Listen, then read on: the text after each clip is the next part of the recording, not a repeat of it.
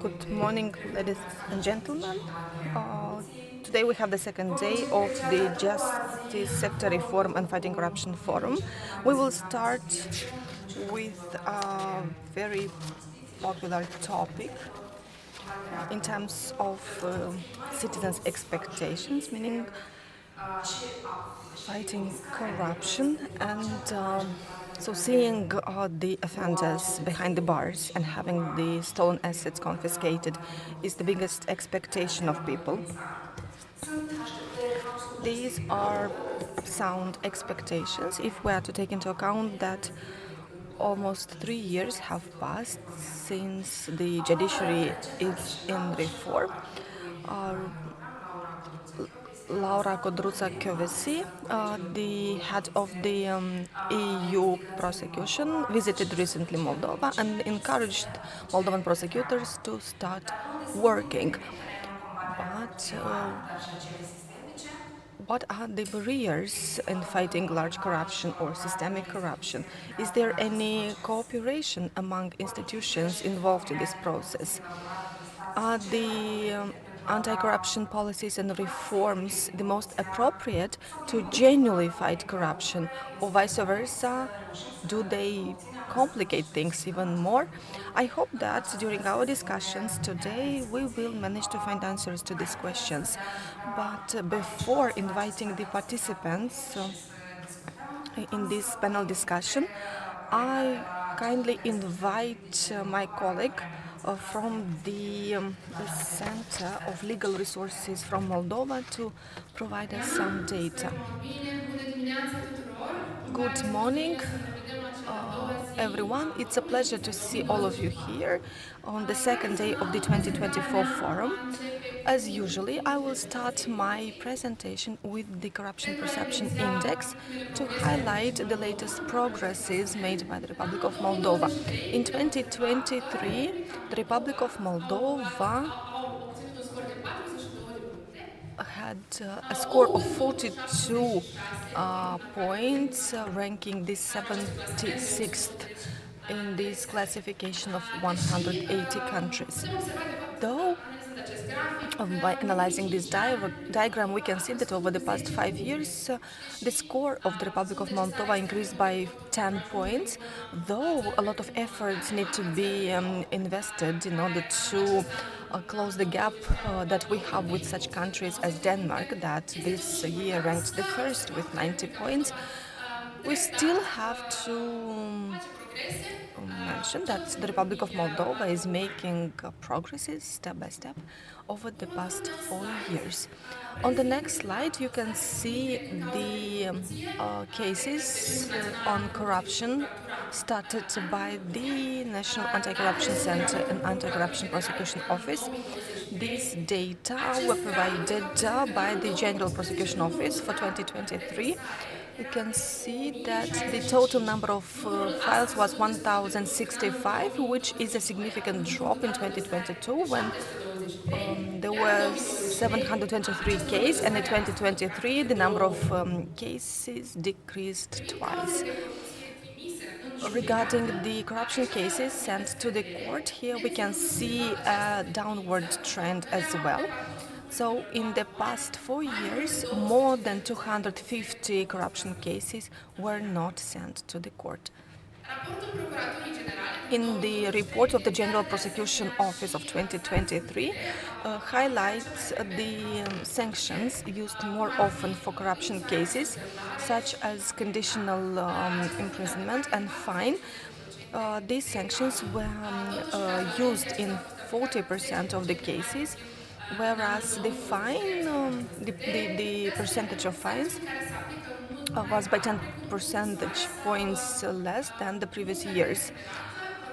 Also, we can see unpaid community work used with the same percentage, except with the imprisonment, which has increased by 10% in the past year.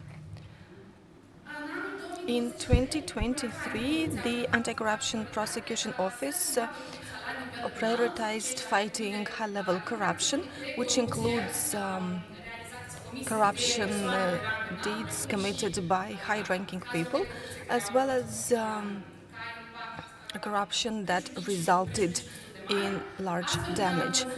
So, according to the report of the General Prosecution Office, we can see that in 2023, high-ranking persons, the number of high-ranking persons that were investigated increased up to 66%. The percentage doubled compared with 2020. Also, 18 high-ranking persons were sent to court, including a former president, a former prime minister, former ministers, former deputy ministers, 8 members of parliament, 3 prosecutors, and the head of the criminal investigation unit of the Anticorruption Center. These are my data. Thank you very much. Thank you, Victoria. And now, traditionally, we will show you the Vox Populi prepared by my colleagues from Journal TV. And in this feature report, we will see the expectations of people in terms of fighting corruption and how satisfied they are with the results achieved so far. Corupția, după părerea mea, cred că nu mai este cum era în trecut. Adică acum cred că se schimbă totuși câte ceva. Deja pe viitor o să vedem spre bine sau spre rău. Deci, miliardul furat dă dovadă că e foarte complicat. Presupun că ele tot sunt investigate acum, dar nu total obiectiv, fiindcă toți care oricum dețin un post, oricum sunt într-o oarecare măsură corupți. В Молдове, если будут действующие руководящие должности, будут привлекать, вот тогда можно сказать, что все, тогда в Молдове коррупция, вот, ее победили. А когда там условно человек уходит из должности, проходит какое-то время, и начинаются подниматься старые dела, и тогда начинается возбуждение уголовных dел, но это немножко неправильно. Consider că ar fi bine de dezvăluit toate infracțiunile date, pentru că în anumite motive chestia asta încurcă dezvoltarea statului și ar fi binevenit de demascat toate chestiunile astea. Păi iarăși aici se votează legi, justiția trebuie să lucreze și gata. Dar nu cum fac show-urile astea și nicușorii ăștia vin, genoveți, fură și îi dă acolo 10 zile de arest și pe urmă îi dă drumul și fugi și gata. Și asta e bardac total. Discos din lucru și gata. Poate și să sancționează, dar nu știm rezultatul, dacă într-adevăr s-a dus până la un bun sfârșit.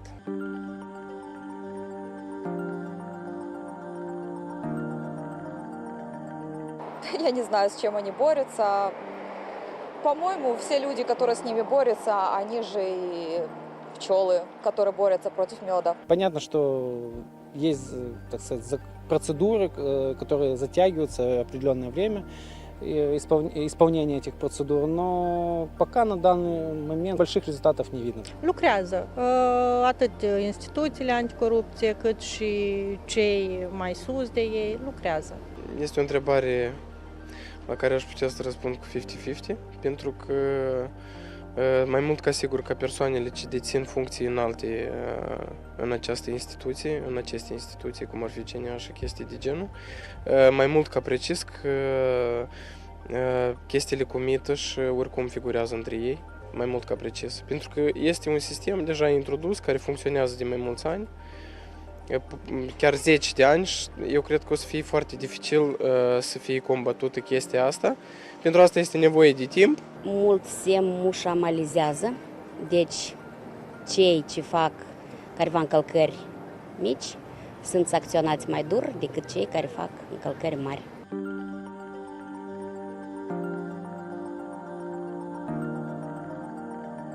Oamenii simpli, da, se implice, dar ei se tem, absolut toți se tem, care lucrează, care în domeniul în diferite domenii, ei se tem să iasă. Eu nu sunt sigur că cineva din exterior o să poată combate definitiv chestia asta, adică chestia asta trebuie să înceapă de la noi, inclusiv de la toți cetățenii. Presupun cineva care ar face asta de psihotare, fiindcă eu mă îndoiesc că toți sunt obiectivi în descoperirea sau cercetarea cazurilor la noi.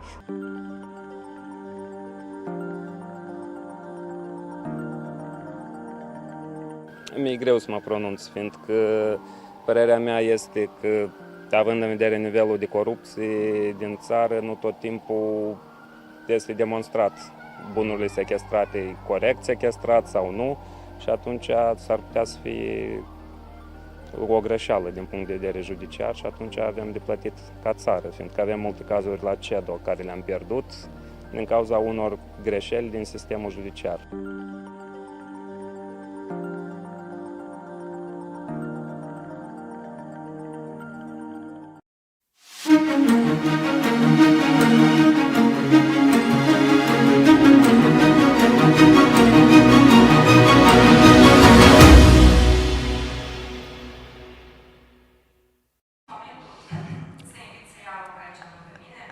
And now I would like to invite Stanislav Kopetsky, State Secretary, Minister of Justice, Igor Kyriak, Member of Parliament, Secretary of the Legal Parliamentary Committee for Appointments and Immunities, Nicolae Zanevich, Interim Chief Prosecutor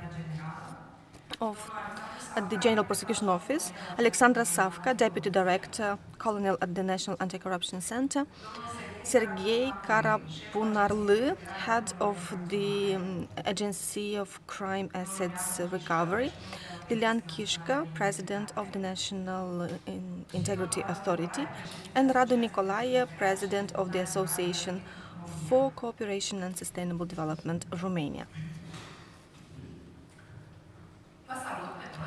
I'd like to welcome all of you, and let's start the discussion in the order that I presented you. Mr. Kopetsky, the first question is for you, but I have a kind request for you to be brief, because I hope we'll have many questions during the Q&A session, so that we have an interactive discussion. Thank you very much. First, I would like to thank you for inviting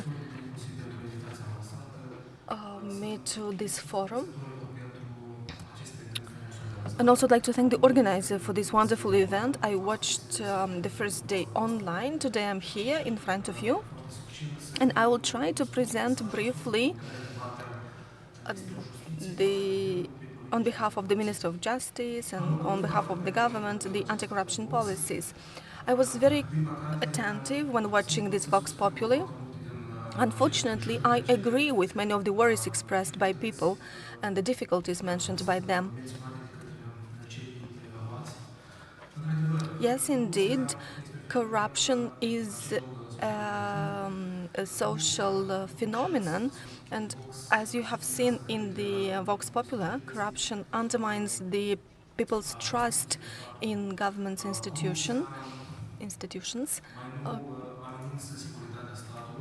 Corruption is also threatening the country's security. I believe that I will not make a mistake if I say that corruption kills. So corruption is an obstacle to our country's European integration, because a clear conditionality established by EU is to fight corruption if our country wants to join the European Union space. So I believe it is crystal clear that fighting corruption is the first priority for the Republic of Moldova now. The Minister of Justice is the entity focused primarily on fighting corruption. It is promoting policies in this area. Many of the policies have been developed in the recent period. A number of tools were offered to practitioners, tools that they can use in order to investigate and punish corruptions. The Minister of Justice will keep on working on developing and providing other tools that will be useful for the investigation, sanctioning of corruption cases, including for the recovery of crime assets. You asked about plans policy programs that guide the work of the Minister of Justice and other entities that have a direct or indirect connection with fighting corruption. So this is the National Integrity and Anti-Corruption Program for 2024-2028, the National Program for Crime Assets Recovery 2023-2027, Action Plan of the Government for 2024, National EU Adherence Plan up to 2027. Last but not least, the Strategy for Independence and Integrity in the Judiciary for 2022 to 2025. I would also highlight the action plan to implement the measures recommended by the European Commission in its opinion issued on the occasion of Moldova's application to become a EU member country. So in that plan, the Republic of Moldova assumed a number of commitments, and many of them relate to fighting corruption. I would like to highlight very briefly some actions of the Minister of Justice intended to fight corruption. First, the competencies of the National Anti-Corruption Center and Anti-Corruption Prosecution Office were delimited.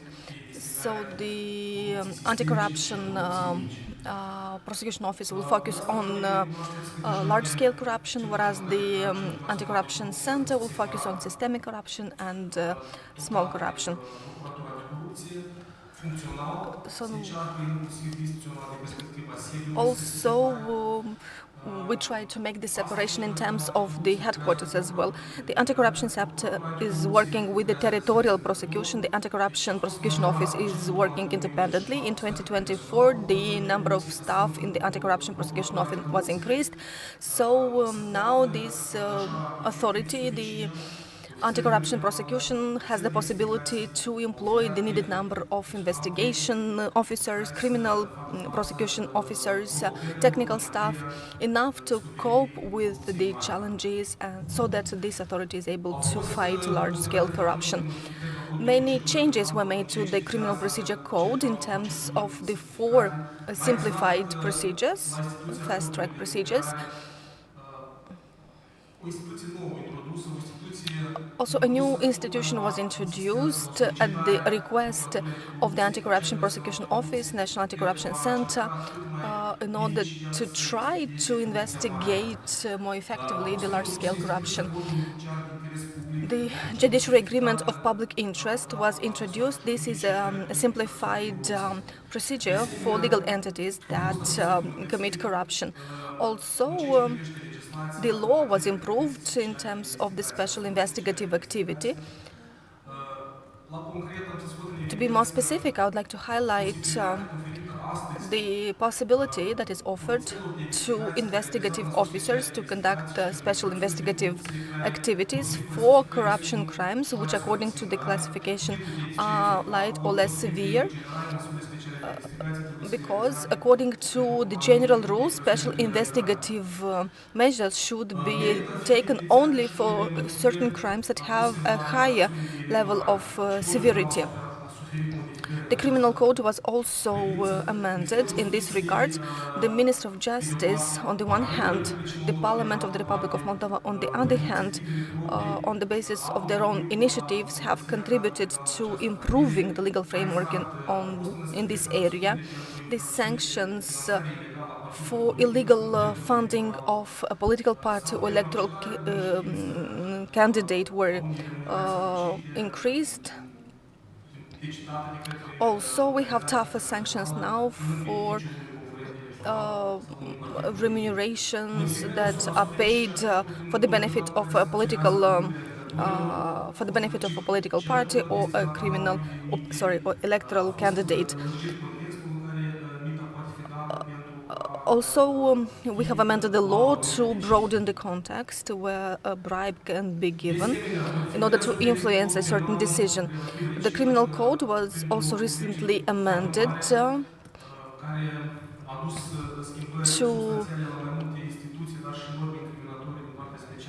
change the work of many institutions. For example, the limitation period was changed for a number of crimes. To be more specific, the criminal cases that are examined in court will determine the end of the limitation period. In our opinion, this will facilitate, this will ease the process of bringing to accountability the authors of corruption. The sanctions for money laundering, tax evasion, and tax fraud were harshened. To give an example, for large-scale corruption, the sanction was between 8,000 to 10,000 conventional units. After the change, after the amendments, the sanction is from 13,000 to 20,000. In lei is up to 1 million lei. This is the fine that can be applied for the guilty person. For corruption, the fines have been doubled as well. After the amendments, we can see that it is from 12 to 18,000 conventional units. By the way, the fine is cumulative with the punishment with imprisonment. Also, I have to highlight that the legal framework on whistleblowers has been improved. This law was passed last year. After, in 2018, the European Union passed a new directive on this matter. As a result, the Republic of Moldova transposed partially the new directive by passing a new law that offers many guarantees to whistleblowers, better protection.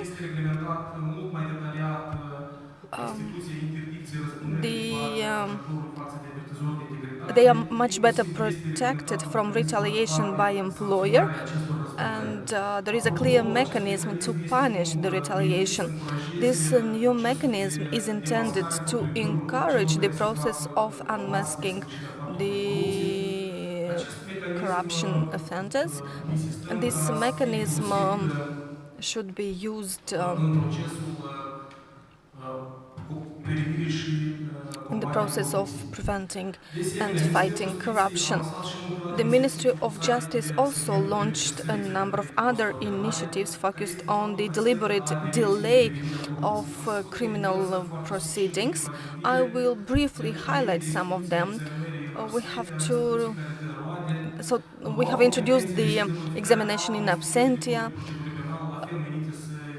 Other provisions of the Criminal Procedure Code were amended with the same goal, such as the possibility to change the court where the case is examined, a hearing or conducting the court session via audio conference, and so on and so forth.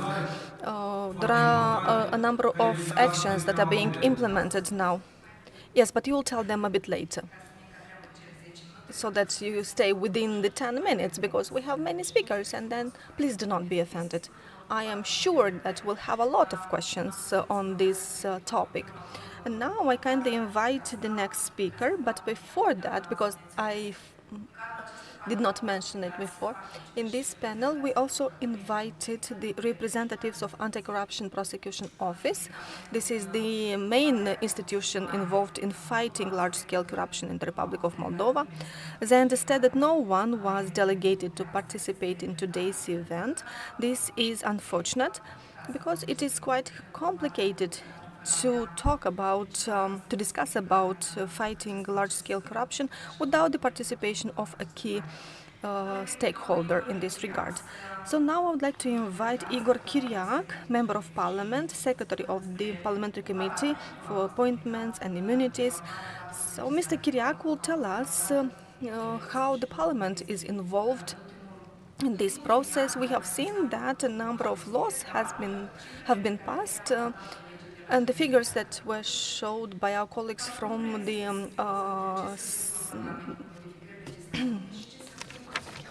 Legal Resources Center from Moldova shows that, irrespective of what is done, the number of cases that are investigated and sent to court is decreasing continuously. Good morning. It's a pleasure for me to participate today in this event, at today's forum. And I would like to congratulate the organizers for this event, which is very important. This is a good opportunity for us to address fight against corruption, to see the outcomes of the efforts made so far, and I believe that by the end we'll be able to formulate the necessary conclusions. Before coming to this event, I was thinking, how has this phenomenon, corruption, appeared in Moldova? And I found out that back in the 16th century, in a book written by Matei Basarab, there was a statement that judges that used to take bribe were punished harshly. So I would say that fighting corruption is a never-ending process. It's a complex process. Developed countries have fought more effectively with us and for a longer period of time with corruption. Unfortunately, the Republic of Moldova passed through a post-Soviet period when corruption was flourishing, and then our country had less fortunate periods as well, when certain institutions that are designed, that are intended to fight corruption, were actually focused on investigating certain mayors in order to persuade those mayors to move from one political party to another. Fortunately, we do not have such situations anymore in the Republic of Moldova. Now, the Republic of Moldova needs to make quick steps in a short period of time in order to decrease the gap with developed countries. We in the parliament approved a number of legal amendments. We were open to all of the suggestions that we received from the Minister of Justice, from the prosecution office, from the civil society, in order to facilitate the fight against corruption, in order to simplify the investigation processes and try to give them the necessary tools so that they can use them and investigate corruption cases quickly. I believe that now, today, the Republic of Moldova has a good legislation in this area, and I believe that these amendments will produce effects in a while, because an investigation of a corruption case takes time. We need time for the criminal investigation stage, then for the court examination stage. So after this time elapses, we'll be able to see and we'll be able to formulate a conclusion regarding the efficiency of that work.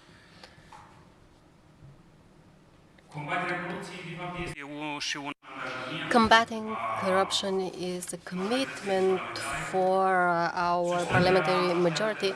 The society is waiting for changes, and they want to see results in the fight against corruption. They want to see changes on behalf of the prosecutor's office, from the courts.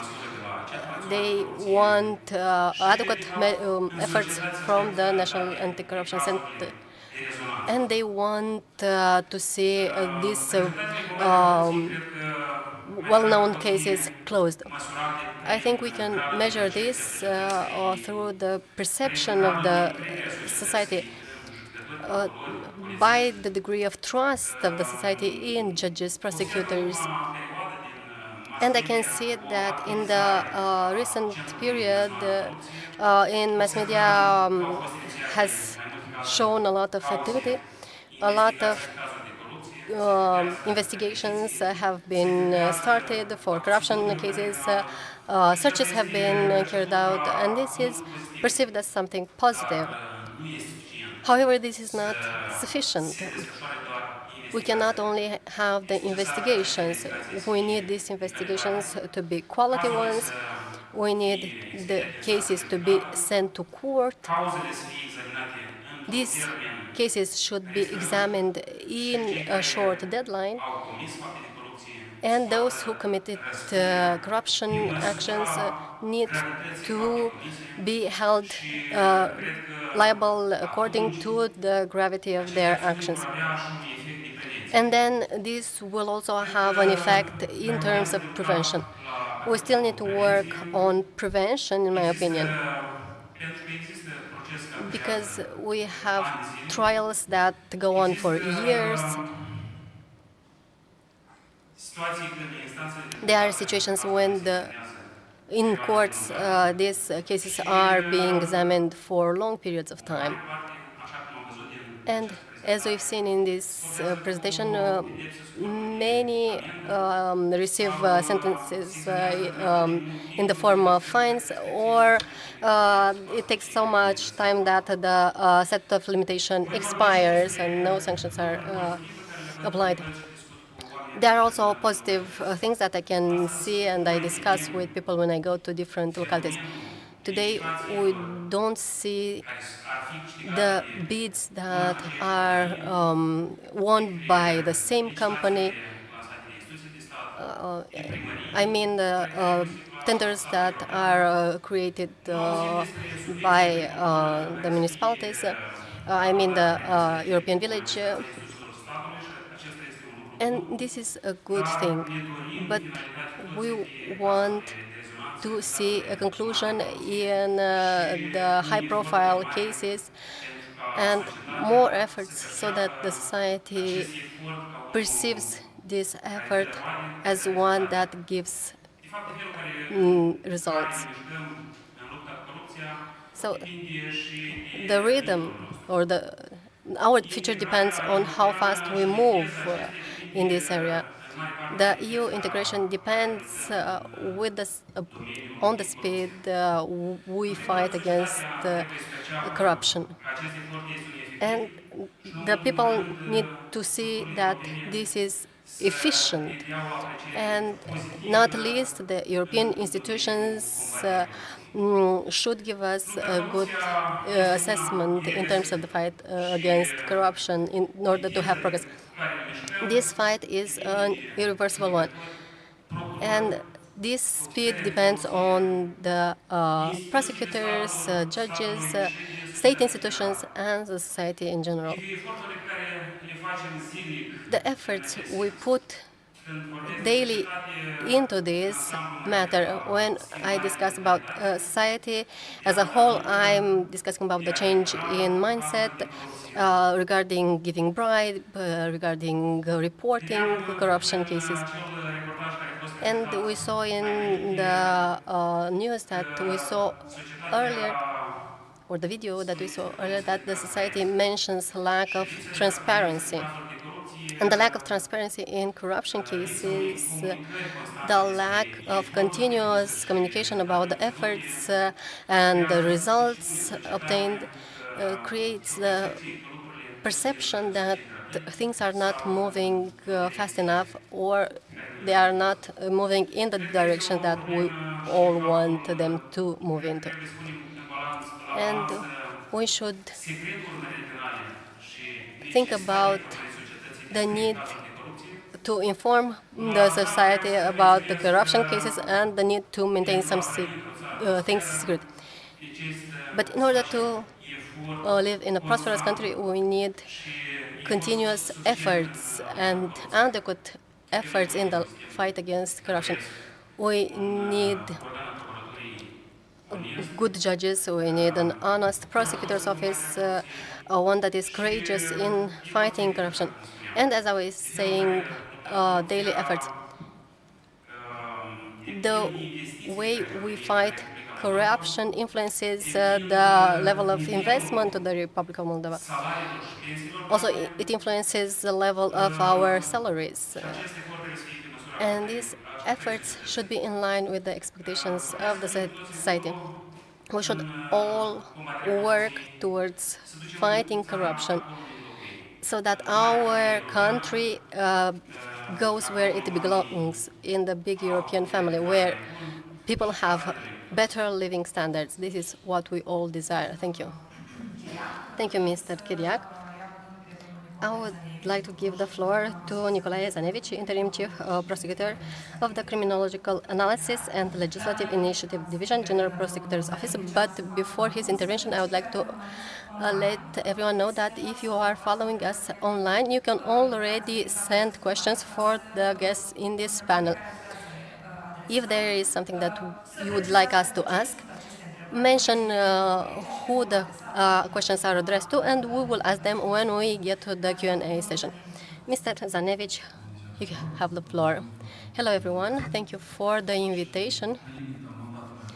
In the limit of the mandate that I have been given, I will mention some aspects on the activity of the prosecutor's office in the area of the fight against corruption, big corruption, and systemic corruption. Of course, corruption in all its forms is a threat to the security of the state and to the democratic values which we all cherish. The eradication of corruption and the destruction of this phenomenon is something we really want. It is a priority for the government. And this is expressed in amendments of the legislation, in the harmonization of the legislation, so that the legal processes are more streamlined, with less bureaucracy, simpler. And we want this to lead to reduction in the term for the examination of cases.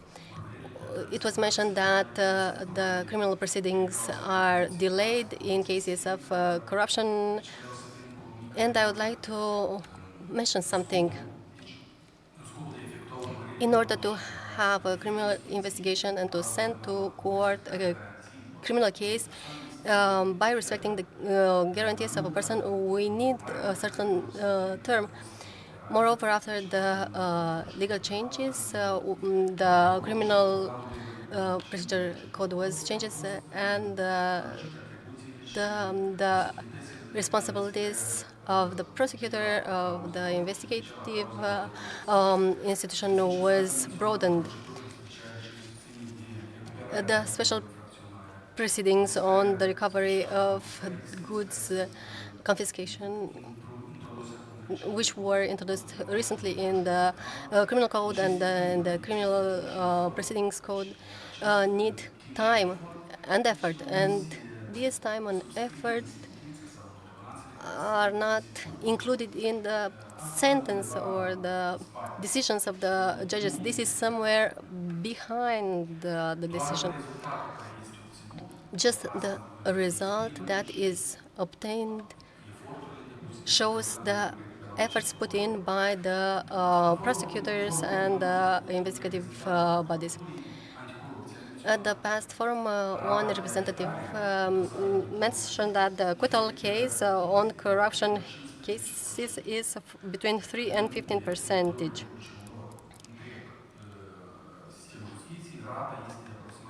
In other parts. In Moldova, it's 1.5%. So the question is, do we need to speed up the process just to have good indexes, or should we work in a qualitative way and have evidence that shows beyond doubt that the fact that the person is guilty? This also is related to the goods that are seized or confiscated. Yes, we have precedents when these cases for large-scale corruption took a long time. There was a case that lasted 11 years. This is not the fault of the prosecutor or the judge that is examining this case. And we've had discussions inclusively in round tables and in the discussions with the Minister of Justice. It was mentioned that some actors from the judiciary abuse their powers. And by amending the regulatory framework, some possibilities were obstructed for the attorneys and other participants. So this was made in order to make sure they do not abuse their rights. The prosecutor's anti-corruption prosecutor's office was given the responsibilities to investigate large-scale corruption cases. The systemic corruption, low-level corruption, was delegated to the territorial prosecutors who will lead the investigation. So based on these changes, in the first semester of 2024, the anti-corruption prosecutor's office seized 1,228,000,000 lei. I did not believe it, but I checked it. It's 1,228,000,000 lei. And through sentences, we had 142 sentences, out of which 31 of the anti-corruption prosecutor's office, and they involved the seizure of goods for 47 million lei. I think this is a good indicator for half a year, and we cannot say that the anti-corruption prosecutor's office is not delivering good results. In the first semester of 2024, the anti-corruption prosecutor's office sent to court in cases such as the Interpol case and the one with the financing of Shores Party. These were sent to court. Several times we heard that the prosecutor's office is an institution that is not so visible. It is more closed. We have now a site, and we can find sections for the anti-corruption prosecutor's office and for the special cases prosecutors office. And here we have news information about the important cases. We have information there that does not affect the course of the investigation. It's the scenario of the case and the subjects involved. And another section is related to the sentences issued, the sentence and the damage that was recovered after the sentencing of these persons. In Law 3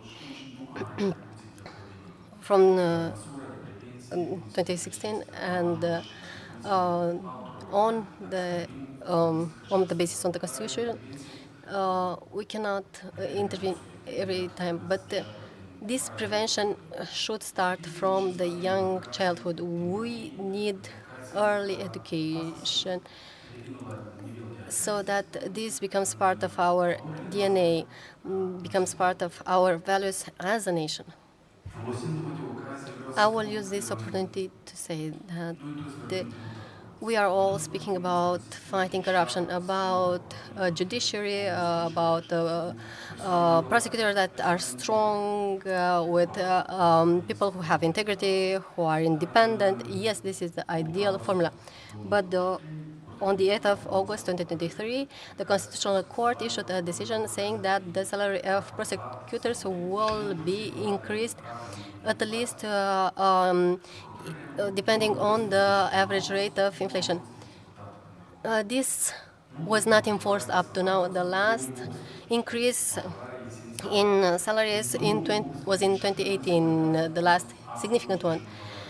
Since then, we've had no increases in the salaries. Last year, the Center for Legal Resources in Moldova carried out a study on the salaries, and Mr. Gribincea said that in the past years, inflation was 69%. So let's adapt this, because for judges this was a bit increased, but we need to think about the salaries of the prosecutors. And this leads to long-term consequences. Mr. Cherbu will not allow me to lie. 15 years ago, at the National Institution of Justice, people wanted to become judges and prosecutors. So we had 20 persons per place, and now we have 1.4.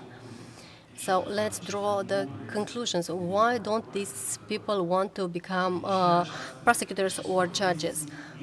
Why aren't these professions attractive to them? Because we all know that we are fighting corruption. We have certain values that we are fighting for, but we need to have some social guarantees for prosecutors. In this aspect, the Prosecutor General signed 4 initiatives to request the government to make sure that the social guarantees for prosecutors are in line with the realities. Also, according to Law 245 out of 2023, we have initiated the training of prosecutors inclusively in combating systemic corruption. Thank you for the time. We can also continue the discussions using the questions that will come from the online environment and from the room. Now we have Alexandru Savka, Deputy Director of the National Anticorruption Center. Dear colleagues, dear audience, I'm honored to take part in this event on this platform alongside people with valuable experience. I hope we will have an exchange of good practices, ideas to help this common mission fighting corruption and recovering the damage caused by the perpetrators. In Moldova, the fight against corruption is an important desideratum. It is the homework that we need to do to become EU member states. So, if we achieve the results we need, we will become part of the European family and we will respect these European values. The results of our common work is reflected in the results at the level of the country, which we do in the bilateral screening, where the Republic of Moldova is invited to present the current level of alignment with the regulatory framework, with the community standards, EU standards, so that we are all able to align our processes to EU standards. Looking back, I would like to mention that the team of the National Anti-Corruption Center has shown that it is a structure that is directly involved in combating corruption and corruption-related crimes in the public and private sector. The line between systemic corruption and large-scale corruption is basically invisible. In our documentation processes on systemic corruption, low-level corruption, we stumble across large-scale corruption. And we have these people involved in corruption activities at different levels.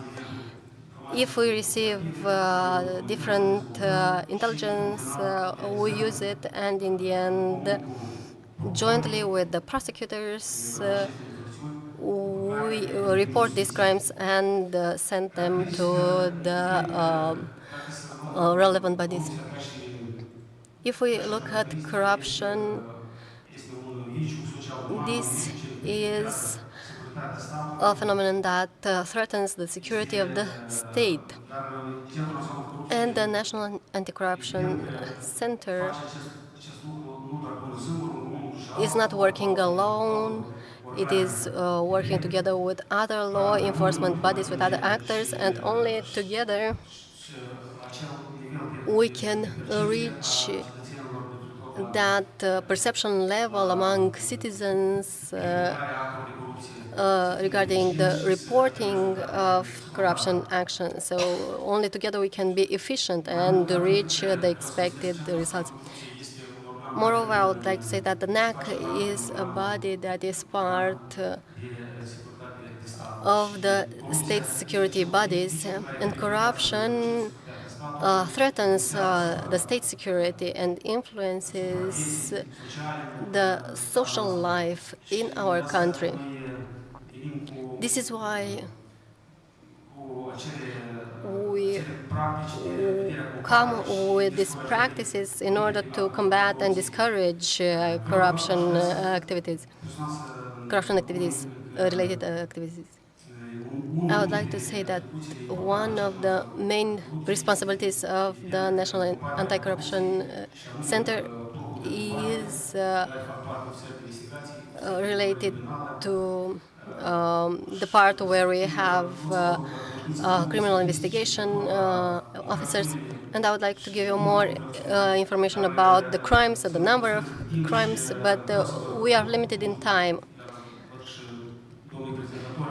And I see that the organizers have prepared the data from our annual and quarterly reports. We have different criminal cases, both related to serious and very serious crimes related to corruption. This shows that we are proactive and we manage to destructure and reveal the activities related to systemic corruption. Of course, this also involves high-level corruption, where we work with the prosecutors, Anti-Corruption Prosecutor's Office, and the Service for Money Laundering, and so on. In 2023-2024, the NAC, together with the colleagues from the Anti-Corruption Prosecutor's Office and the Prosecutor's Office for Organized Crime, had cases related to different persons, and these were persons that were in law enforcement also. 3 persons were sent to court for corruption and for participation in the illegal financing of political parties, but also accessory to money laundering. This was also a leader of an autonomous region in the Republic of Moldova. Their final aim is to undermine the democracy and the European path of the Republic of Moldova. Although our purpose is to fight against systemic corruption, I can say that we investigate cases related to corruption at all levels. The cases mentioned related to high-profile persons were documented by the NAC together with the Anti-Corruption Prosecutor's Office and the Specialized Prosecutor's Offices. We also work with municipal prosecutors' offices. We try to do this very seriously. I would also like to mention that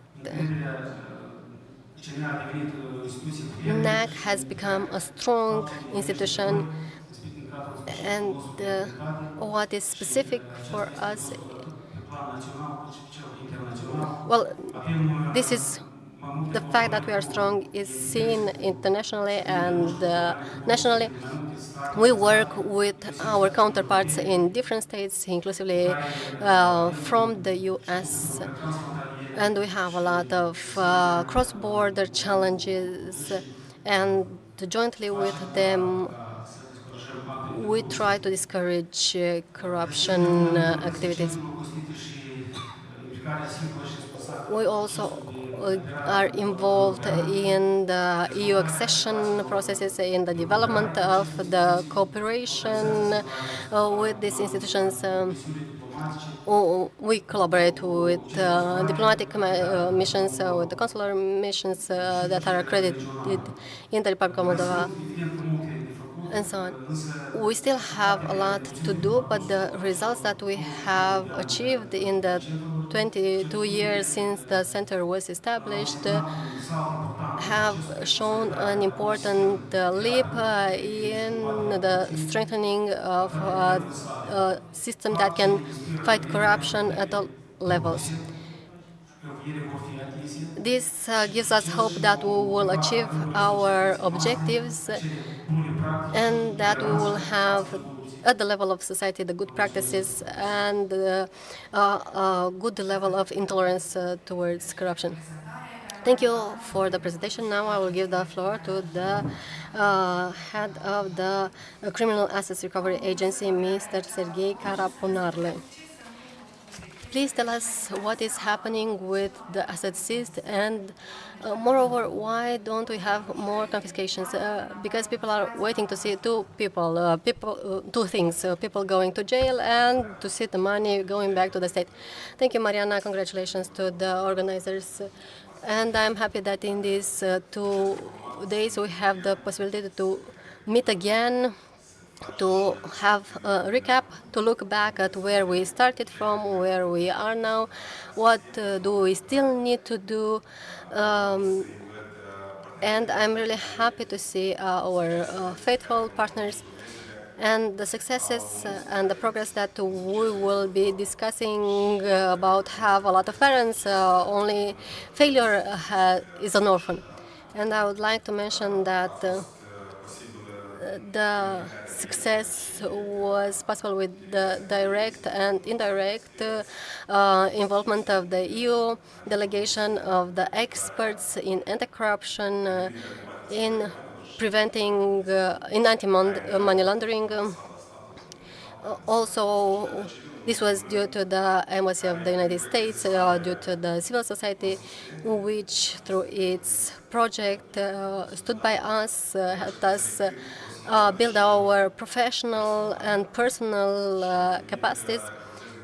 And speaking on behalf of the agency in the National Anti-Corruption Center, thanks to the thoughtful attitude of the NAC, because we are an independent structure of the NAC, we've had this response to our needs in order for us to become efficient.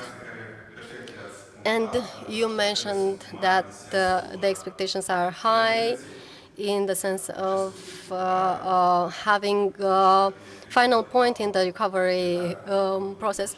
We have here different stages according to the criminal proceedings code, from the identification of the goods that come from crimes. And the Romanian colleagues have this notion of following or investigating the liabilities. So then these are freezed or are seized.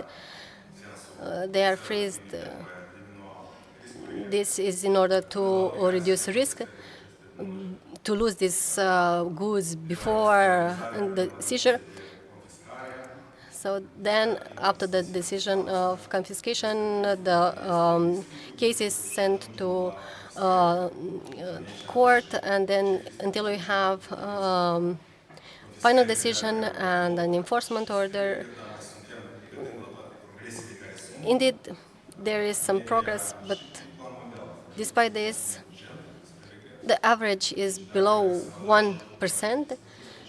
And if I were to give you some statistical data, since the agency was created in 2017, this was when the law was adopted. We started functioning in 2018.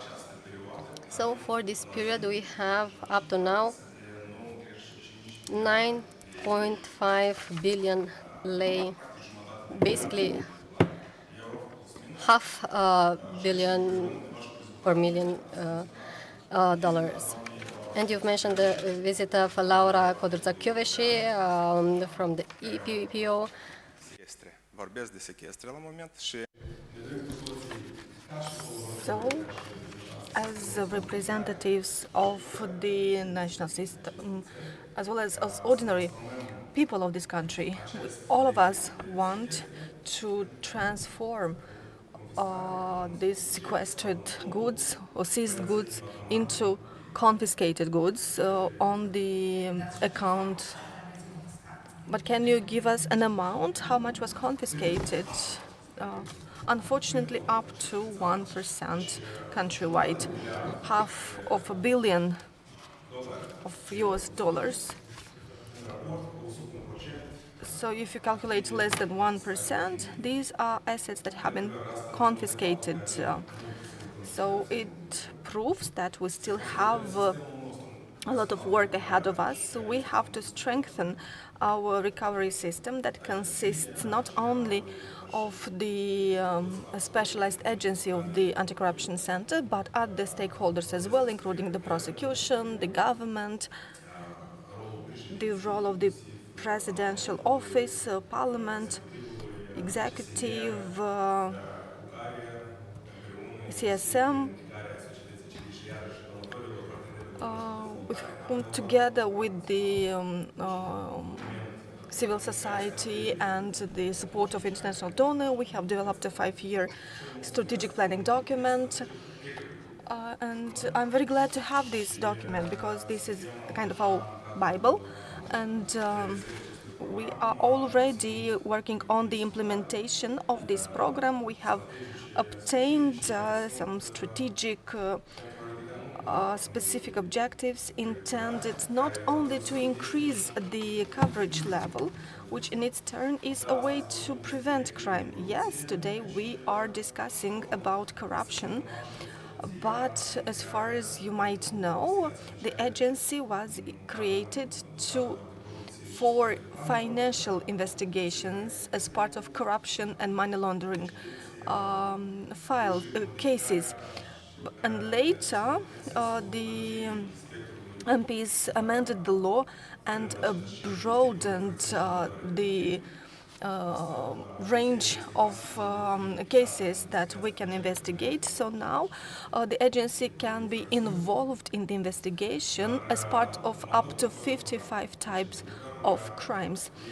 But let's go back to our discussions. So, as I've said, our main responsibility is to do the recovery work, but we need to cooperate with other stakeholders, the specialized prosecution offices, general prosecution office, key ministries such as the Ministry of Finance, State Tax Authority, Ministry of Foreign Affairs, Ministry of Internal Affairs, and all these stakeholders are represented in the working group that I referred to earlier. And we also have a national recovery platform established on the basis of a joint order by all relevant stakeholders. So our goal is to build the capacity not only of our agency, but of the whole national recovery system. So by the end of program implementation, we will see that the Republic of Moldova has a viable recovery system that will ensure the tracking until the moment when the sequester is applied, until confiscation, final recovery,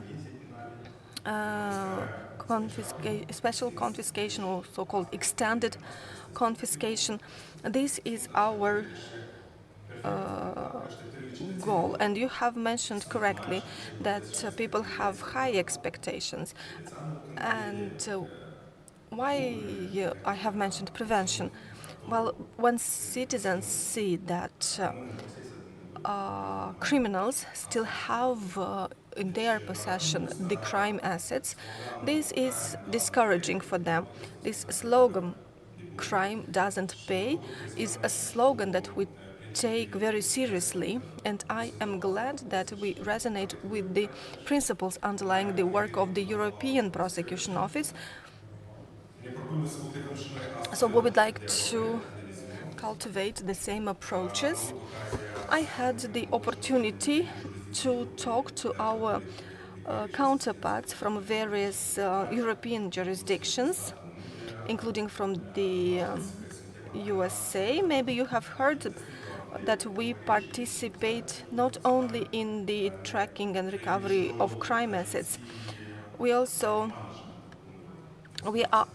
also the agency in charge of managing the seized goods. Our counterparts, both from EU and USA, provided support to us so that we can continue the investigations in high-profile cases, including the bank fraud, the landromat, and last but not least, to be able to identify the goods, the assets abroad, and to froze them. Unfortunately, there are still jurisdictions that are not cooperating or are cooperating with us, but to a very limited extent. But to overcome these challenges, we rely on our relations with external partners.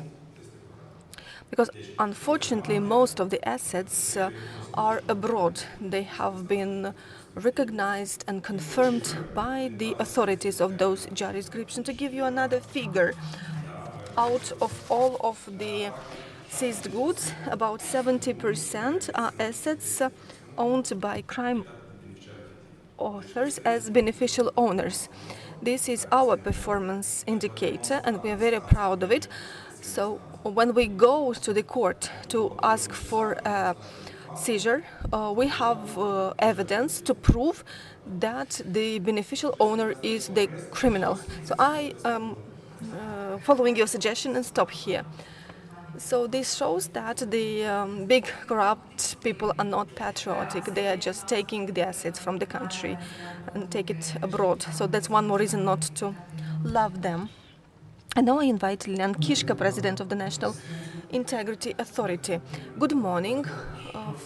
Like everyone else, I would like to thank the organizers for the opportunity to participate and to discuss with you on this platform.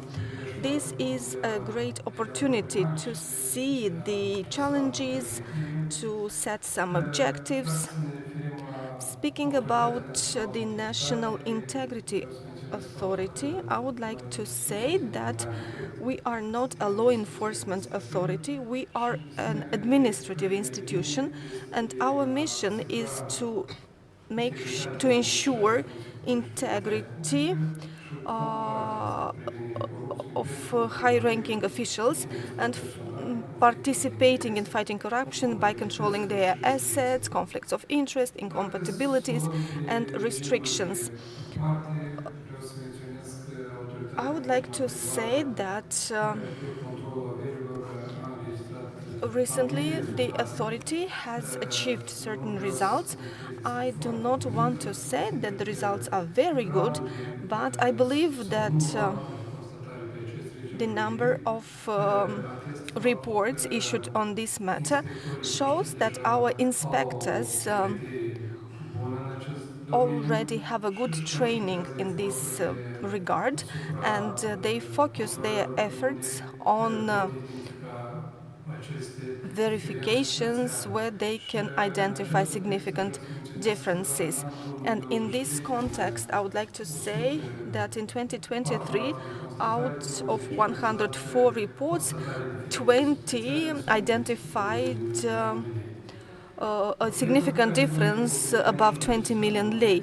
An issue that we see is that indeed We do not have a final court judgment on those cases, but in this regard, I would like to say that this year, in 2024, the Supreme Court issued two final decisions that upheld the reports of the authorities, stipulating significant differences of 2 million lei. We already submitted confiscation requests that are pending in the court, and now they have to follow the procedure prescribed by the law. And we will see the tangible results of the authorities' work when we have the first confiscation decisions in place. The only barrier in this regard is that when we see these decisions issued, the crime subjects will not have any wealth, any assets anymore. I do not want to open too many brackets, but I'll just say that together with the Minister of Justice, we have developed a draft law to amend the existing legislation to give the authority the possibility to freeze the assets. It's not a seizure, not a confiscation, but until we have a final court judgment to be able to freeze those assets so that they cannot be sold meanwhile. So in such a way, we'll have the possibility to confiscate them for the benefit of the state. How this will be done, we don't know, because we do not have any experience, we do not have any practice in this regard. But I believe that once we break the ice this year, we will start the processes and they will continue. I would like to say also that indeed we have a good, the opening of the Anticorruption institution, National Anticorruption Center, Anti-Corruption Prosecution, and the Service Against Money Laundering. Because we do not have any possibilities to exchange information and to find out about the assets abroad. So using the legal channels via the Crime Assets Recovery Agency and the Service Against Money Laundering, we can identify those assets abroad, and then we can interview the subjects or request additional information about the assets abroad.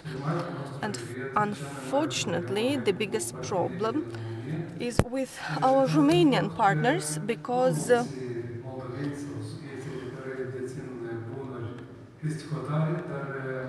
are not so many people who have assets abroad, but most of them that do have assets abroad have them in Romania. And considering the fact that they are Romanian citizens as well, and the counterparts told us frankly they cannot provide any information about the citizens of the Romanian state. And here we have to stop. We have made some advancements in our in the area of regional anti-corruption efforts. In 2023, we have signed an information exchange agreement. It will be signed with all of the member states of RAI initiatives. After that, it will be ratified, and now RAI authority is working on an electronic mechanism to exchange information, and I hope that we will have openness and cooperation, and I hope that this will help us identify assets abroad. Regarding conflicts of interest, incompatibilities, restrictions and limitations, we have a positive dynamic in the prevention area, because our mission is to prevent such incidents, and our mission is to educate functionals how to perform their functions, their positions in an integer and honest way. So if at the central level we do not have any notifications of conflicts of interests. We have incompatibilities and restrictions, but the biggest problem is at the local level, and unfortunately we have to recognize that the elected people come from other areas, and they do not have any legal background, and they do not pay attention to the law that they have to comply with. And if at the central level, as I have mentioned, we do not have such incidents, at the local level, the contracting from relatives, companies, or employing close people is quite widespread, though every year, together with the development partners, together with our colleagues from the National Anti-Corruption Center, provide training, have awareness-raising efforts. But unfortunately, such incidents cannot be stopped. Another problem that we identify, and we work on establishing a mechanism. So the challenge is that currently there is no viable mechanism that would allow us to monitor the violation of post-employment restrictions. On the basis of our experience and the experience of EU, I can say that there are few states that have a proper mechanism to report on the following employment or place of work of our subjects. We can identify such information only from complaints or petitions or investigative work, journalistic investigations. Last but not least, I would like to speak about the investigative journalists. We have to recognize that a part of our work is based on the journalistic investigations, because the existing staff does not manage to analyze all of the information available, but when certain journalistic investigations are made public, we take them into account, we analyze them.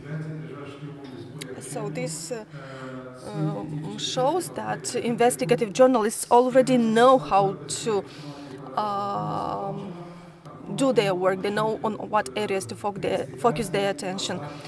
So if in the past most of the journalistic investigations would address such issues as they have not submitted a wealth declaration or something like this, now they have become more complex and more in depth. I believe that by working together with all of the relevant stakeholders, we can cope with the challenges. We can have the level of integrity that we would like to have in our society and have less corruption. Because yes, indeed, this is an issue that is affecting the whole society. Thank you very much. Mr. Kishka, for sure we will have many questions to you as well. And now I would like to give the floor to the next speaker before the Q&A session. So I remind you one more time, you can ask your questions, including the online viewers can write their questions. So now I invite Radu Nicolae, President of the Association for Cooperation and Sustainable Development, Romania. Thank you for your invitation. Good morning to everyone. In the past 3 years, I've tried to monitor closer the developments in the Republic of Moldova in terms of fighting corruption. So I hope that my presentation will show you how I see things as an external observer. But I would like to start by presenting briefly the Association for Cooperation and Sustainable Development, the association that I represent. And I would like to describe our work in the Republic of Moldova. So I have prepared a PowerPoint presentation, and it would be great if you could have it on screen. We are an association fighting for social justice. We are members of an European network with the acronym SENSE, Civic Network Against Organized Crime in Europe. This network that we are part of is represented in 18 European countries, and we have a manifest as well that you can read.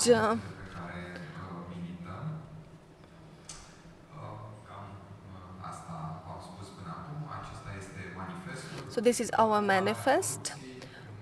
Fighting corruption is our priority, fighting organized crime, protecting the environment from eco-mafia. This is a new concept at the European level, protection of crime victims and social reuse. And now let me present our work in the Republic of Moldova.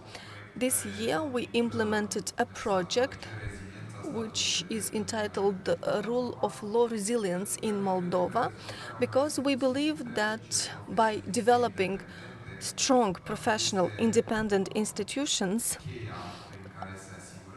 we'll be able to ensure this law resilience, rule of law resilience. Mr. Grosso referred yesterday to the irreversibility of the reforms in the judiciary and corruption fighting in Moldova. We believe that the test of resilience or irreversibility will have to be taken later. And hopefully the institutions will manage to pass this test and prove their resilience in maintaining the Republic of Moldova on its journey towards becoming a genuine rule of law.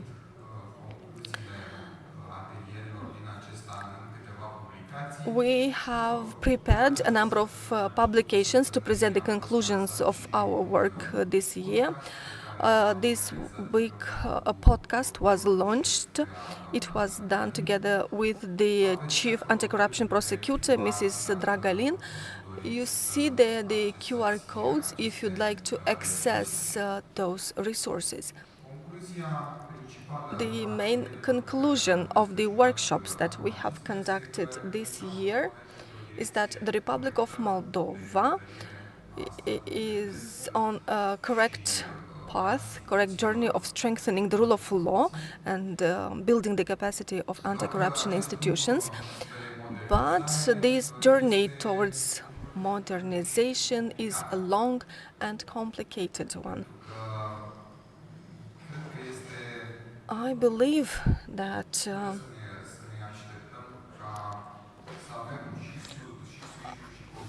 we will have both ups and downs, not only great results. That is a process of cultural change.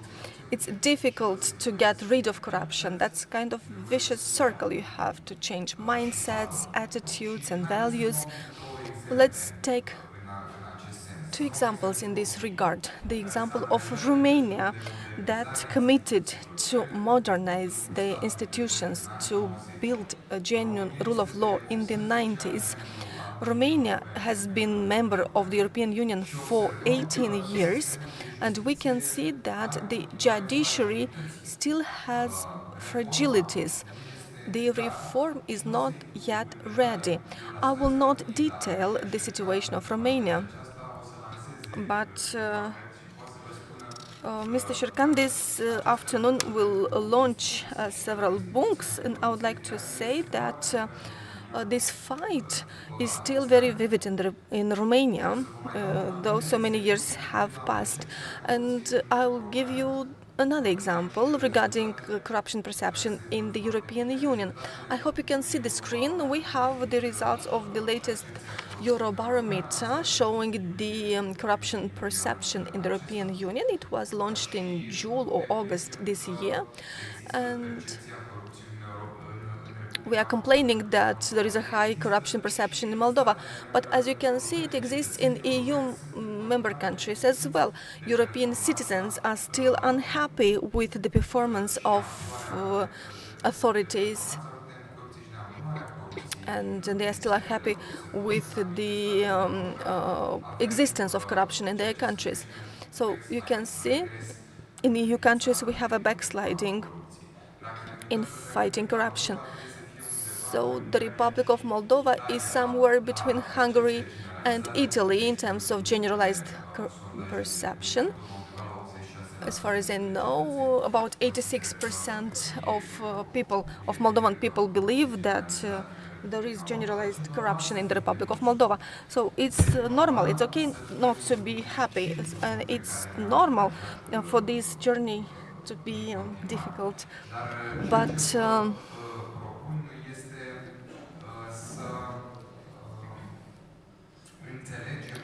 at the same time, we have to understand that challenges will not go away. Even this year, we had dissatisfied people. We have scandals. You know them better than I do. But this should not discourage us. There are people that try to discredit fight against corruption, giving these scandals as an example. But this should not discourage us. This should not make us say that the journey that we embarked on is not correct. These very difficult should make us even more ambitious to continue our fight against corruption and to strengthen the rule of law. Some people might say that they are tired,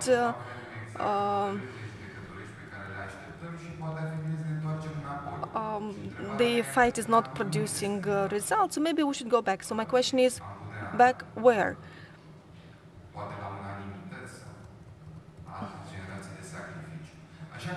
So I believe that we have the right path, the right journey towards our future. Of course, it's complicated, it's complex, but that's why during our workshops we have explored what we could do to keep on moving. And in the remaining 2 minutes, I will try to explain how I see things in the future. So we have to continue developing the efficient legal instruments against corruption. The needed legal amendments and improvements will never end.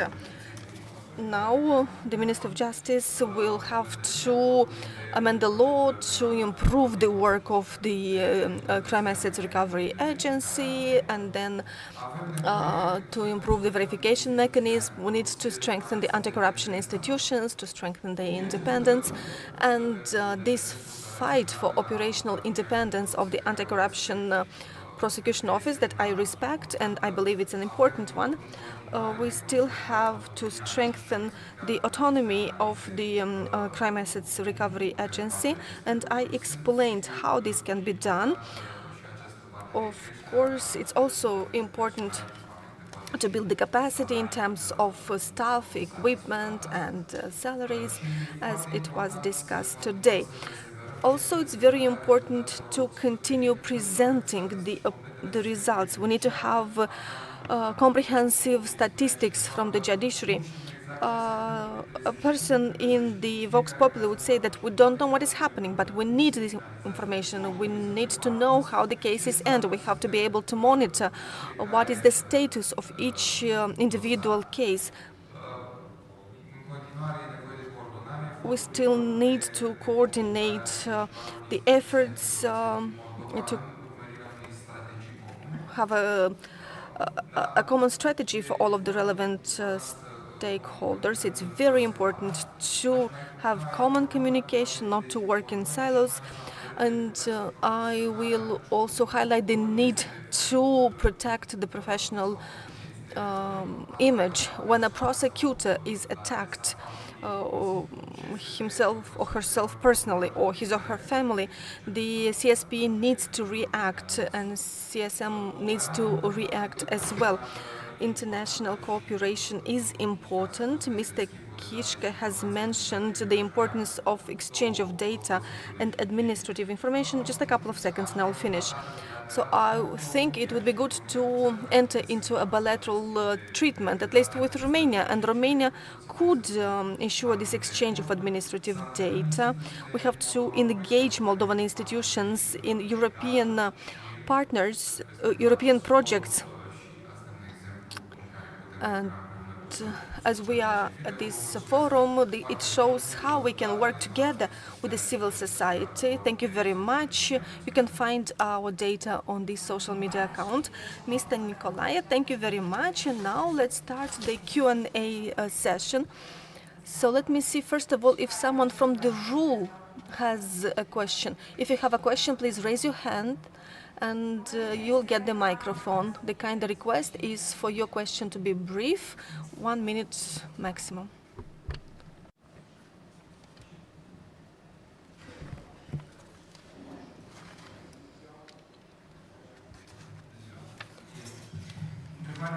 Good afternoon.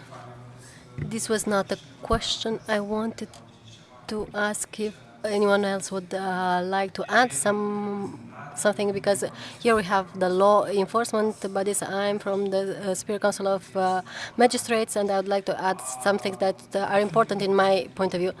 The crimes related to corruption have crossed the borders. They are related to criminal groups from other patterns. People are taking their goods in other states, in other jurisdictions. The cooperation is not always very good. But what's important, in my opinion, is the fact that we didn't mention the part related to the cooperation with the prosecutors' offices. I'm discussing about the teams of investigators, and the Republic of Moldova is on the 6th place out of the countries that Eurojust is collaborating with. I'm mentioning this because oftentimes in court things are delayed because certain evidence is not offered, and we were discussing about acquittals. This is because the evidence is not collected, it's not brought to court. But we see that through the cooperation mechanism, the prosecutor's office and other institutions have more mechanisms to be efficient and to bring the evidence in time in order to seize and have these goods. I don't have expectations that the high-profile cases that have been delayed for a long time will have results soon, because we have this statute of limitation and so on. But coming back to the Vox Populi, the people want the big fish to go to jail. They want the money to come back to the country, or if it is in the country in a different form, they want it to be followed. And they choose different jurisdictions because some people go to other countries such as the UK because there is justice. Another thing that I would like to restate is the fact that we are probably in a moment when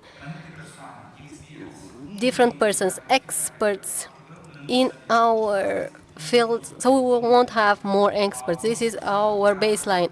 Many people are living abroad, and some of the speakers said that these professions, judge, prosecutor, criminal investigator, are not attractive because of the lack of salaries, good salaries, lack of protection in other senses.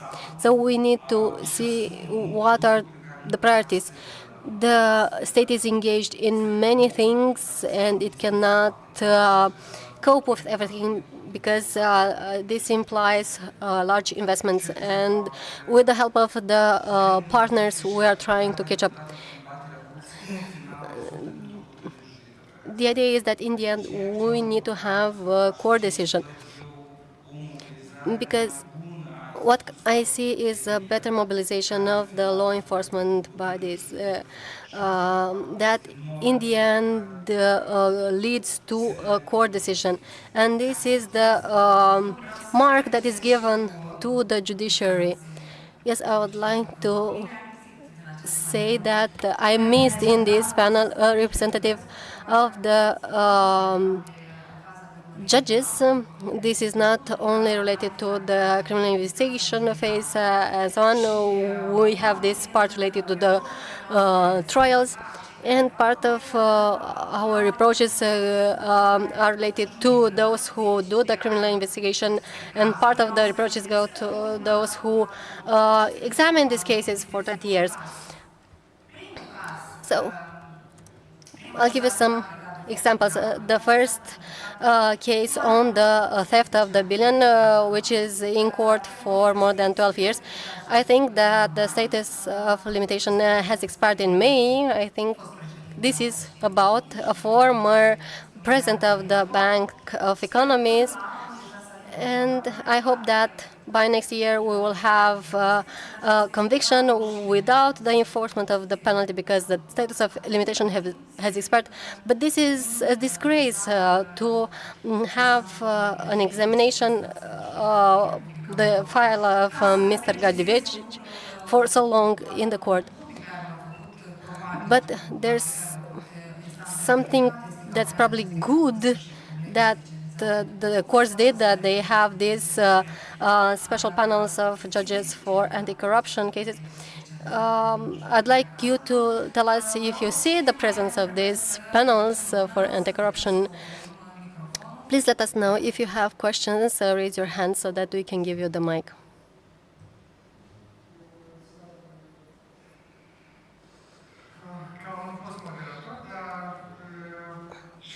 Yesterday I was the moderator, but now I have a question on behalf of the people. You are the experts. You are using somehow evasive terms, elusive terms. So we say fragilities when we are discussing about the impossibility to solve an issue. But the specific question that I would like to ask is the following. It's probably for Mr. Sergei Karapornarli. This is a classic example, maybe also for Mr. Kiriak. We have an ongoing case. Shores, people are sending money to the Republic of Moldova. The media is writing about this. Everyone sees this. There are news about this. It's as obvious as the need to have a reform of the judiciary. We can see that the house is in flames. So we need to call the firemen. So how can this money be transformed into crime-related goods? What changes does the judiciary have to undergo to be able to quickly react? Because this is intoxicating the society.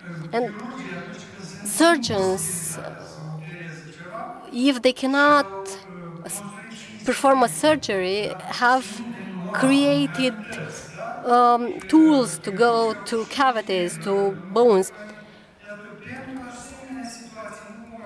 So you seemed very optimistic, just like Kövesi, who said, you have everything you need, you just need to start working. We have do you have the legislation and the mechanism you need to step in such emergencies? And Mr. Kishka referred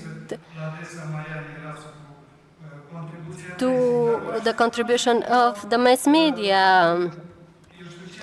And I was expecting Mr. Savka from the NAC to also tell us to what extent does the media help you, offer you information, or if you, through subtle methods, can give information to the media to make sure that we don't have these cases that are delayed for years.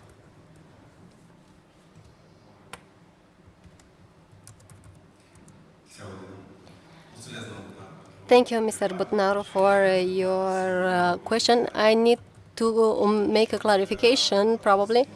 When we are discussing about financial investigations that are in parallel related to goods that belong directly or are for which the person that is the defendant is the beneficial owner. If we discuss about this, then we involve the resources of the agency for freezing the assets. We have this tool with the support of the MPs and our development partners. So we've made amendments to have this administrative mechanism to freeze the assets. And when the criminal investigation bodies request to freeze the assets, so we can be involved together with our colleagues from the prevention and anti-money laundering. So this collaboration between this anti-money laundering service and we can step in together.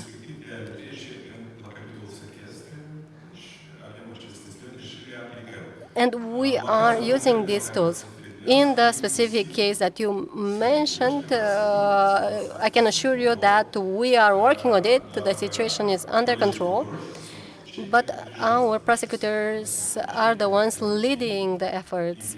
We can be involved with the whole set of tools that we have, and I can assure you that they are being used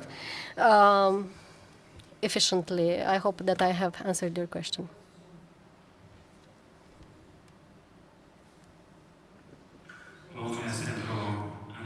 Thank you for the question.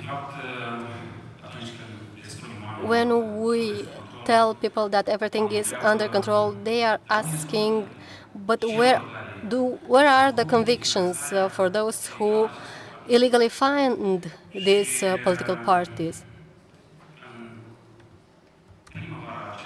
And in spring this year, we've had a request from the prosecutor's office to change the legislation so that those that are involved in the illegal funding of political parties, so the prosecutor's office should have the possibility to start an investigation or to stop the investigation for those who are collaborating.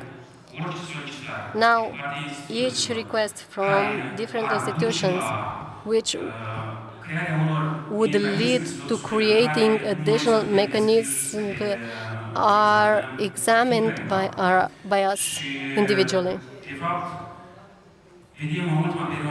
And we can see that we've had such situations recently, but they are not so many as 1-2 years ago. I would like to think that the amendments to the legislation that have been made have shown that they have effect.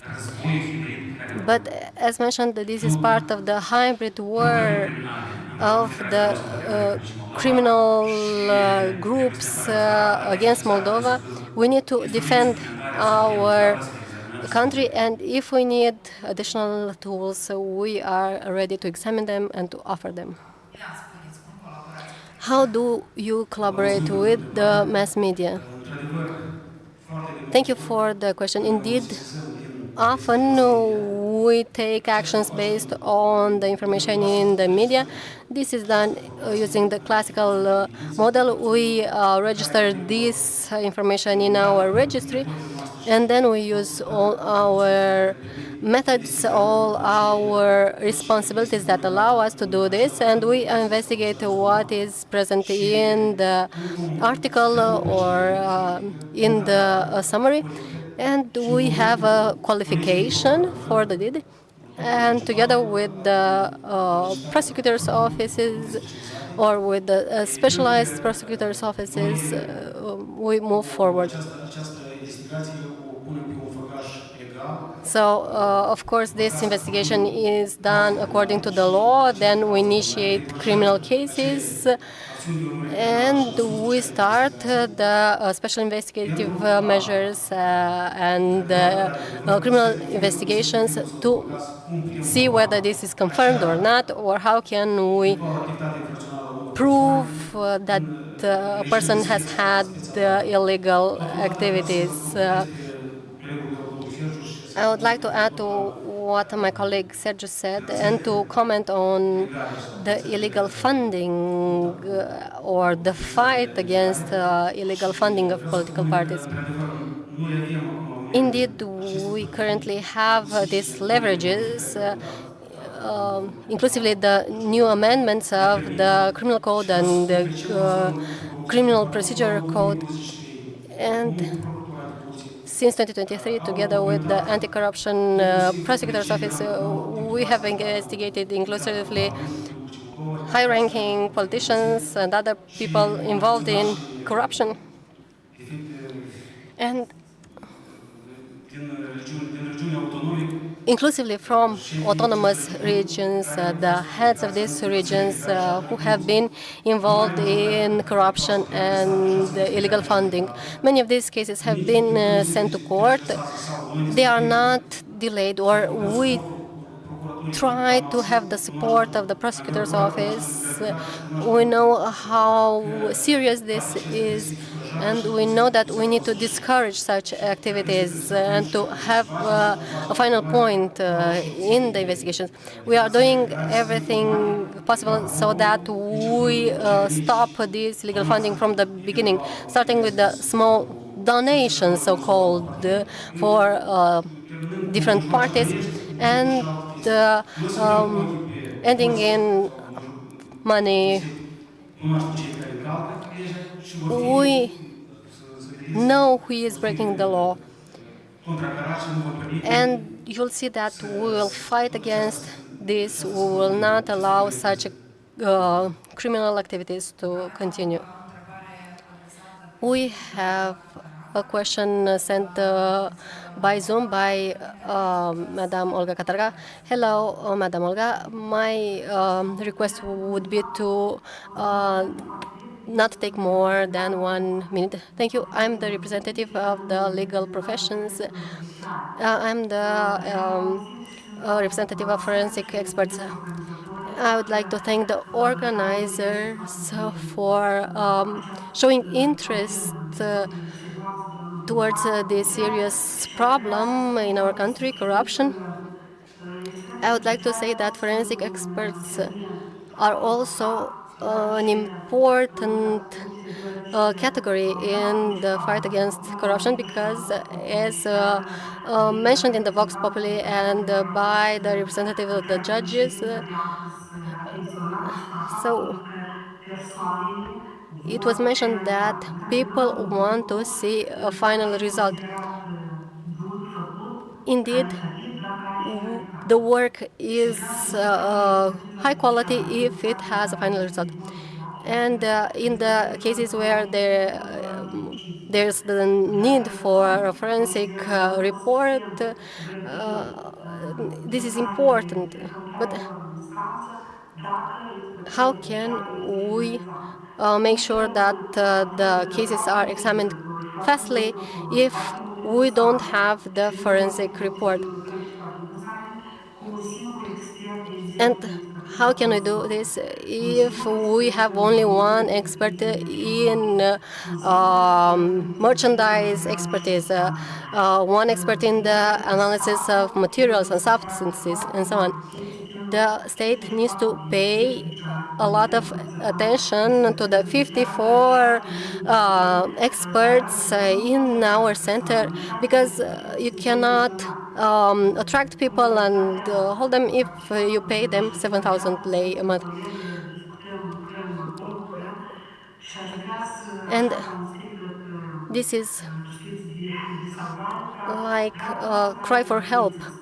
If we don't pay attention to this sector, those who will offer scientific evidence will disappear because we don't have a lot of areas of expertise. People are retiring at 70, 75, and then you don't have continuity because we don't have educational institutions for the experts. And people need to have this education and to be able to offer this support throughout the trial until up to the point when the evidence is presented in court. Yes, Madam Cataraga, this is an important topic, an important reason for the delays are these forensic reports. And we know that this institution is blocked, especially when we are discussing about financial expertise or forensic report. You can wait 2 years to have this report. And the question is to decision makers, how can we make sure that this institution is functioning and that it is not an obstacle in fighting corruption, but it is an enabling factor. Thank you. We've discussed with Madam Cataraga in more narrow formats. We know about this issue. She's the director of the Center for Forensic Expertise. Indeed, there's a lot of work. This is an important task. These reports are issued in a long term because, and we know that we don't want the cases to be delayed because of the reports. The Ministry of Justice has tried several times to promote certain regulatory documents referring to specialists or consultants who could help the forensic experts. And I would say that we have a good result on this, but I would also like to mention that the Ministry of Justice is working on a draft regulatory document on the statute of the forensic expert, and Madam Cataraga is working on this. It mentions also how one can become an expert,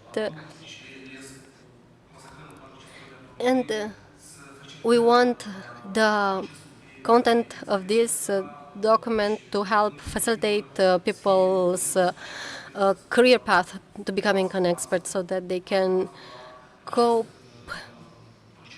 with this complicated process.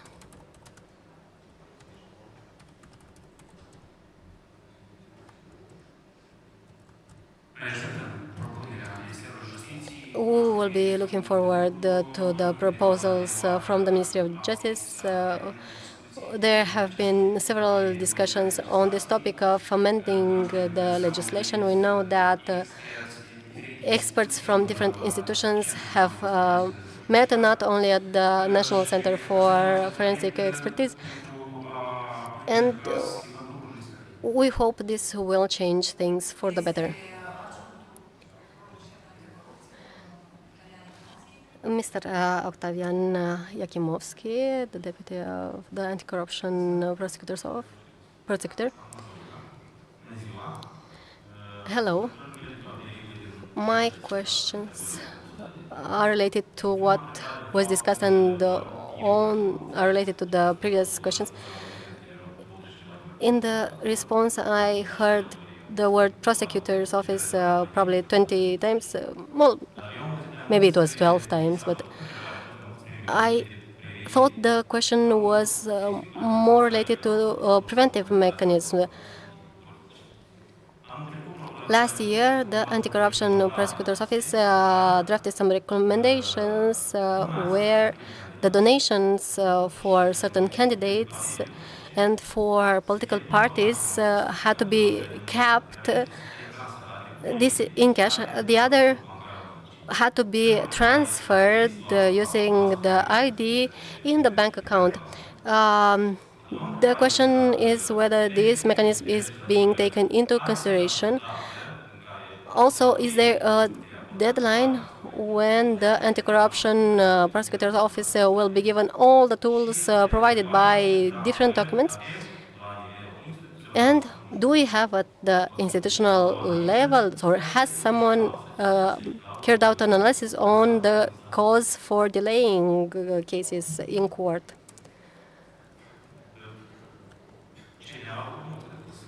I don't think the NAC will do this because they are not part of the legislative process.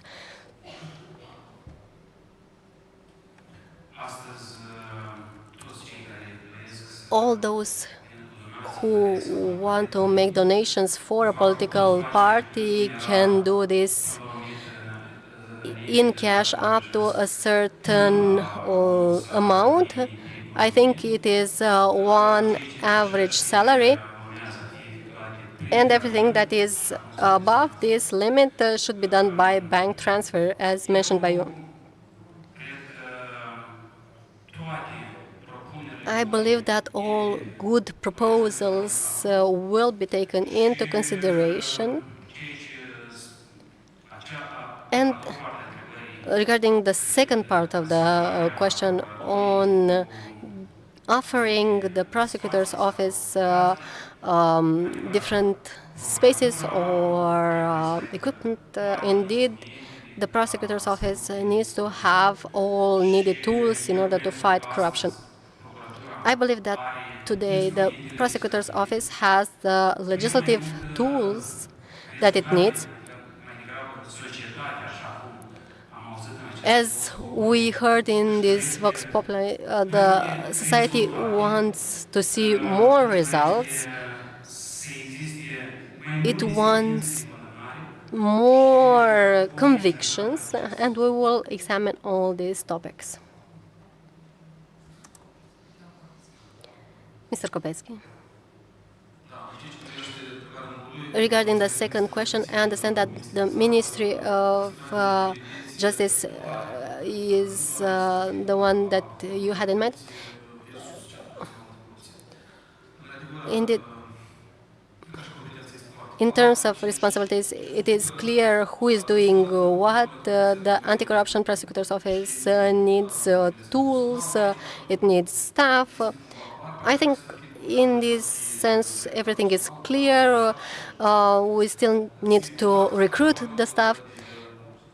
This depends on how the employer will recruit the staff. In terms of the building, I think this is the biggest issue. There have been many discussions on this. The Ministry of Justice cannot do much because this is the decision of the government. We are trying to speed up the process, but we understand that this does not depend on us. We've tried to offer you facility, and you know this. This was also mentioned in mass media. But probably this was not a good one because the people had to be transferred and we could not identify a building for them. At least this is the information that I have. Indeed, we need to put in efforts in order to identify a facility that would guarantee full independence.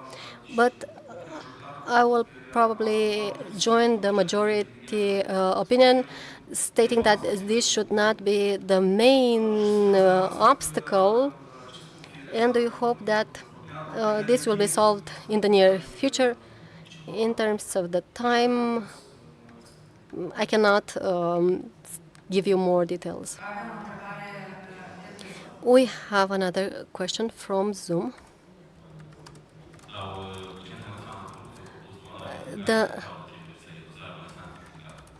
Well, there was another part of the question on the causes for the delays of the trials. The blame was put on the judges, but I did not see an official position. Maybe it's because the judges do not come to work, or maybe it's because the prosecutors do not show up at the hearings. You are also involved in this. You can mention your opinion. You can start here, and then maybe Mr. Guzun will have a few words. Do you have a response to Mr. Yakimovsky's question? Does anyone want to say what is the cause of these delays, say, in court?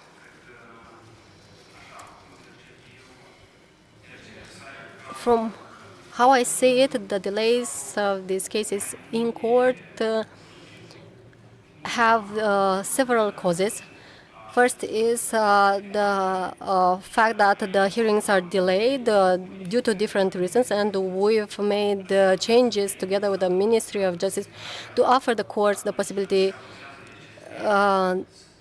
to replace inclusively the defense lawyer with a state-guaranteed lawyer if there is an abuse.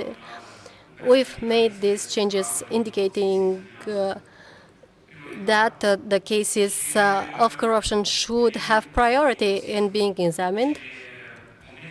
And there's also those panels of judges that were recently created. We see that there's speed up in the examination of cases, but as mentioned, people want decisions of the court.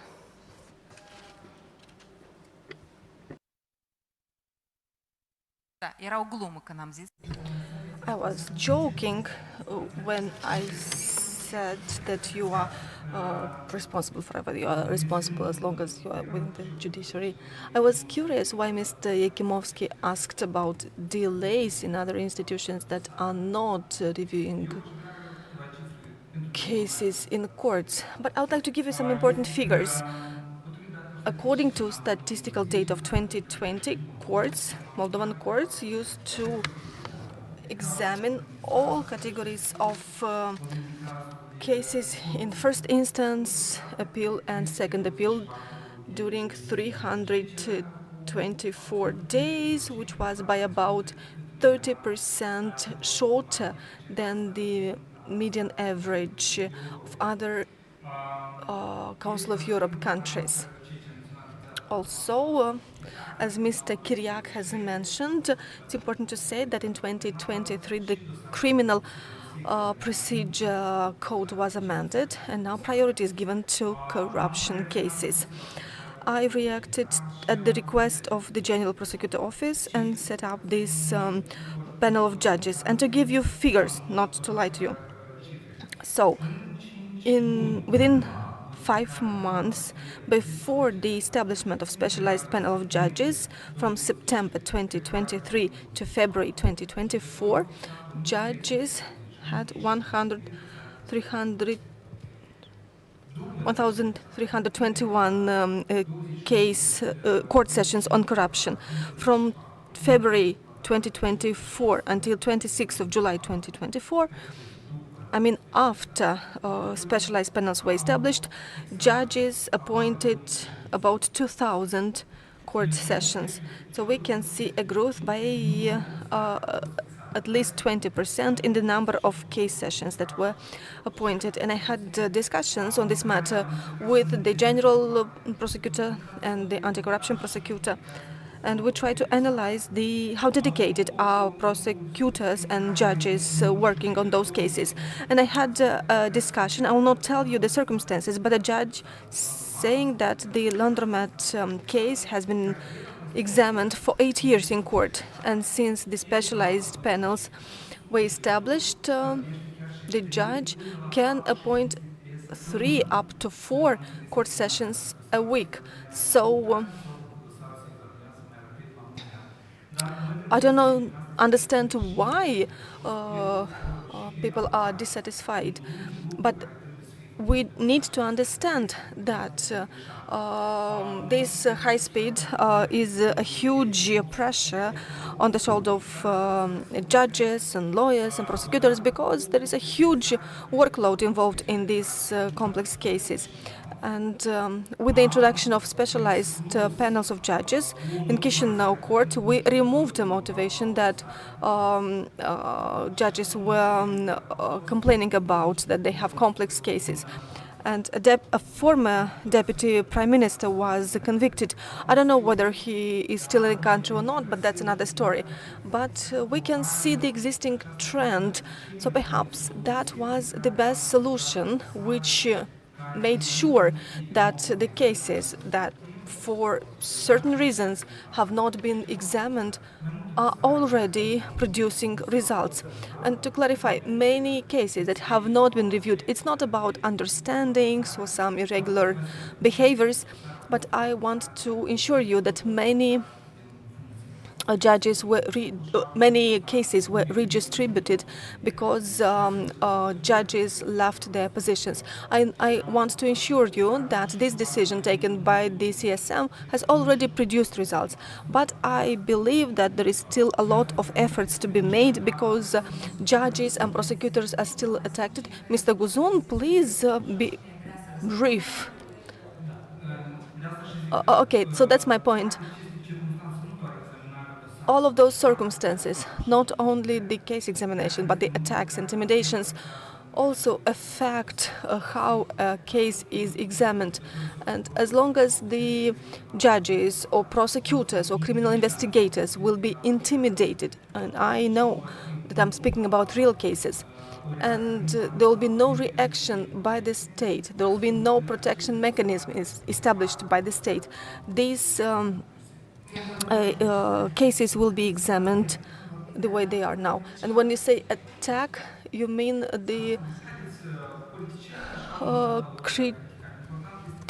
criticism by politicians? Well, we understand that politicians use criticism as a way of working. It's important that they are justified. A question from Maria Orlov. I have a question to Member of Parliament and representative of Minister of Justice. In their speeches, they listed all of the stakeholders that have to fight corruption and participate in legal enhancement efforts.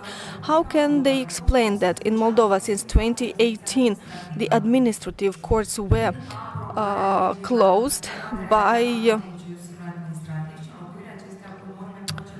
introducing procedural roles in the administrative code, and now we can see that we need about 3-4 years to examine a simple administrative case.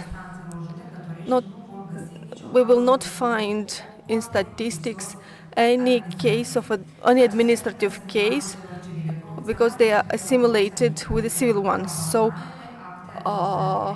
large-scale corruption starts with small corruption, with these small cases when some favors are made in exchange for some illegal words. Some years ago, the administrative code was passed. We have specialized courts and specialized judges that are reviewing administrative cases. And I would like to inform Mrs. Maria that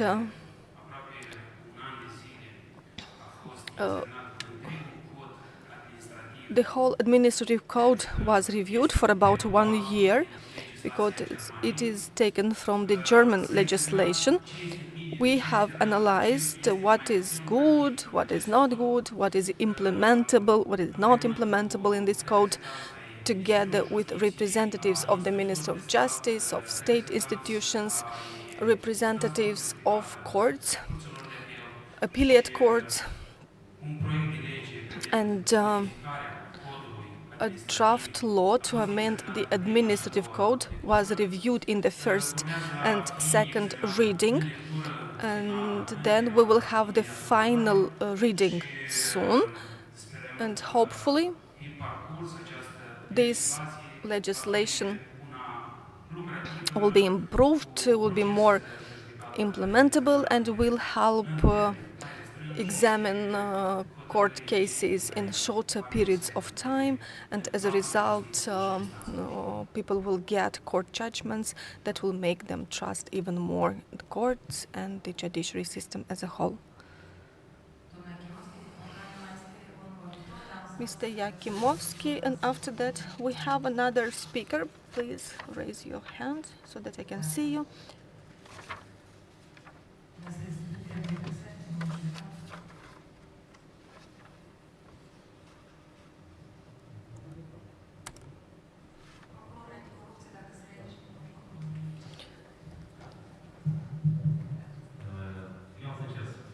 So I will try to be brief.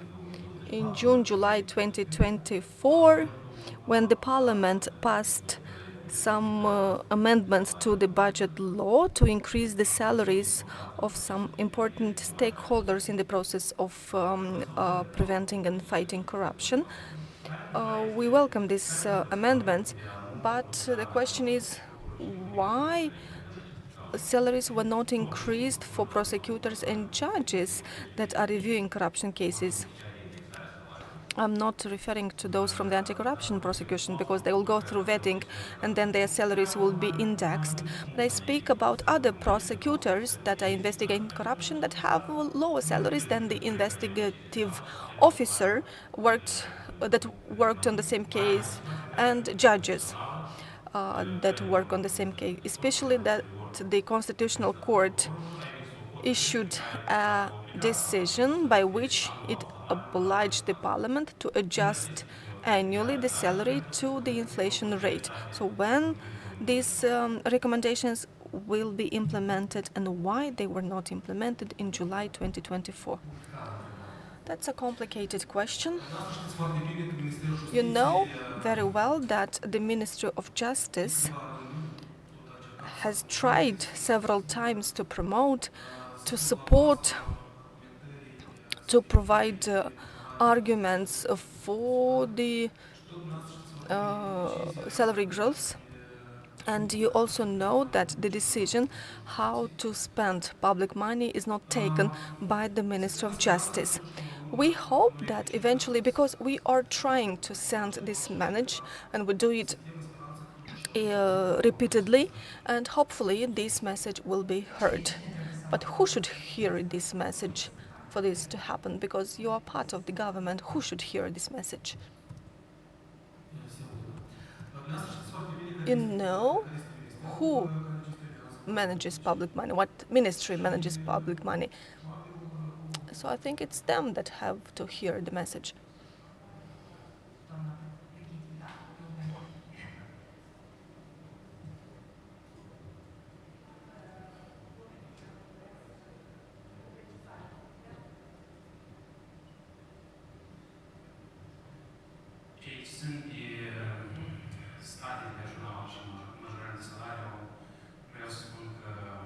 So regarding salary increases or the number of employees, I'd like to say that last year the Parliament, again at the request of the prosecution, made an amendment by which we increased the staffing limits of the Specialized Anti-Corruption Prosecution Office, so that the Anti-Corruption Prosecution Office can employ experts, professionals, investigative inspectors, criminal investigation officers,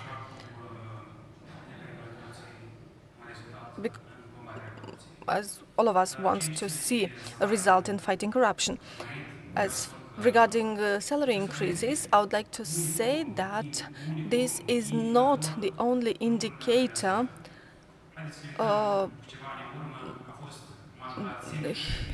Let's see the situation of a couple of years ago when the salaries of both judges and prosecutors were increased significantly. Has this effort resulted in better results in terms of corruption? Have the investigations or court trials become quicker and more efficient? Well, this is a situation where we can say for sure that the quality of justice is not impacted by the salary only. All of the judges and prosecutors that go through the vetting process receive a double salary, and this is a stimuli encouraging judges and prosecutors to go through the vetting process, because when they pass it, they will have a double salary. Mr. Kyriak, I do understand that this is not a clear salary. You cannot say that if you have a higher salary, you'll fight more efficiently corruption. But I understand the question of Mr. Ikimovsky. If the investigative officer has a higher salary, I don't know how the Ministry of Finance accepted this increase. So as long as an investigative officer has a higher salary than a prosecutor, I'm speaking about prosecutors working in the territorial offices that now work with anti-corruption center officers. Do you think this is a fair situation? We will review this topic. We cannot increase the salaries only for the prosecutors that are dealing with the cases together with the National Anti-Corruption Center. Because according to the law, if the salary has to be increased, it has to be increased for all of the prosecutors. And when we started the vetting of prosecutors, this was one of the stimuli to encourage prosecutors go through vetting, and those that will pass the vetting will have higher salaries.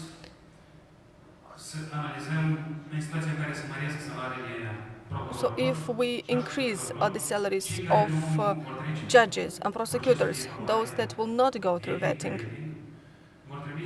will have to leave the system. And when leaving the system, they will receive an allowance that equals the basic salaries multiplied by the number of years worked in the prosecution office and in the court. So do we encourage people to leave the system so that they get these higher allowances? We have designed this mechanism to make sure that those that pass vetting or pre-vetting to get higher salaries. So I hope pre-vetting and vetting ends as soon as possible so that the clean ones will have a chance to have bigger salaries. I'll be very brief, and then I'll give the possibility to the lady to ask her question. My apologies for that. Well, the salaries of prosecutors were not increased. Mr. Ikimovsky was not here from the very beginning. Since 2018, no salary was increased.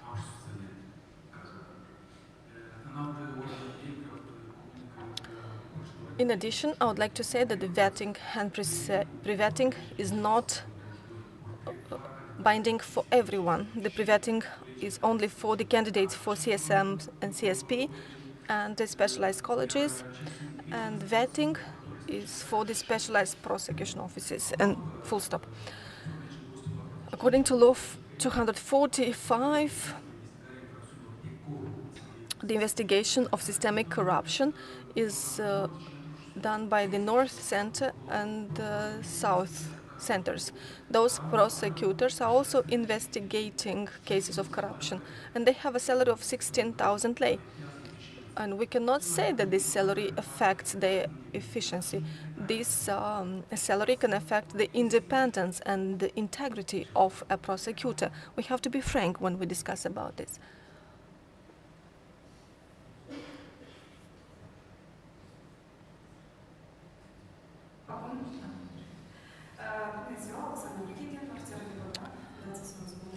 Oksana Brigidin, Program Officer, Soros Moldova Foundation. Thank you everyone for presentations.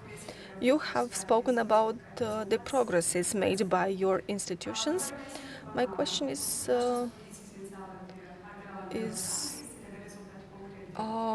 quite simple. You know that conditionality for EU accession is to have tangible results on the investigated cases, such as crime assets recovered by the state, and so on. Mr. Guzun has already spoken about the examination of corruption cases. I will ask Mr. Zanevich, why do we have so many delays in the investigation of corruption cases at the high level, and the cases are transferred from one prosecutor to another? What are the barriers, both internal and external, and what solutions do you see to overcome those barriers? And for Mr. Karapunarlı, why so few assets are recovered in spite of the huge efforts implemented by the recovery agency? What barriers, both national and international, prevent recovering more assets, and what solution could be applied? And for Mr. Kishka, you have mentioned two decisions of National Integrity Authority that have been upheld by the courts. Have they been upheld by the first instance court? Have they been challenged? And how do you think, can those two decisions create a precedent in this regard? Thank you. I don't think that I am the most appropriate person to speak about the barriers that result in the delays of high or large-scale corruption, but I can tell you about the overall barriers. So we speak about quality criminal investigation and trial in the court, so that eventually we have a conviction. I've said previously that at last year's forum, Mr. Yakimovsky said that the acquittal rate is from 3 to 13%. So this rate is caused by this pressure made by the society. Why there are so many delays? Why don't we have results? But if we would like to have a legal solution, a conviction on those people, we need to accumulate enough evidence that will be able to prove that that person is guilty. Moreover, as far as I have seen, the anti-corruption prosecution has changed the strategy and the way it investigates criminal cases, in particular large-scale corruption. They have not limited their efforts on single corruption cases. They try to investigate in a comprehensive way, so they have broadened their investigation horizon. They monitor not only the person that has sent or received the money, they try to document the whole scheme. They track the crime assets that were obtained as a result of the crime activity, and they aim at recovering the damage. This is not a delay. After the anti-corruption prosecution office mandate was changed, we have to admit that the investigations have become much broader, much more complex, and now we have to strengthen the capacity of the anti-corruption prosecution with building equipment, officers. There are many operational issues that have to be solved. I do not agree that the criminal investigation is delayed. Regarding delays of criminal cases investigation, we cannot put the blame on prosecutors, because delaying court sessions because of the prosecutors is up to 1.5%. The court sessions are postponed for other reasons. I have explained this in the first part of my speech. Thank you.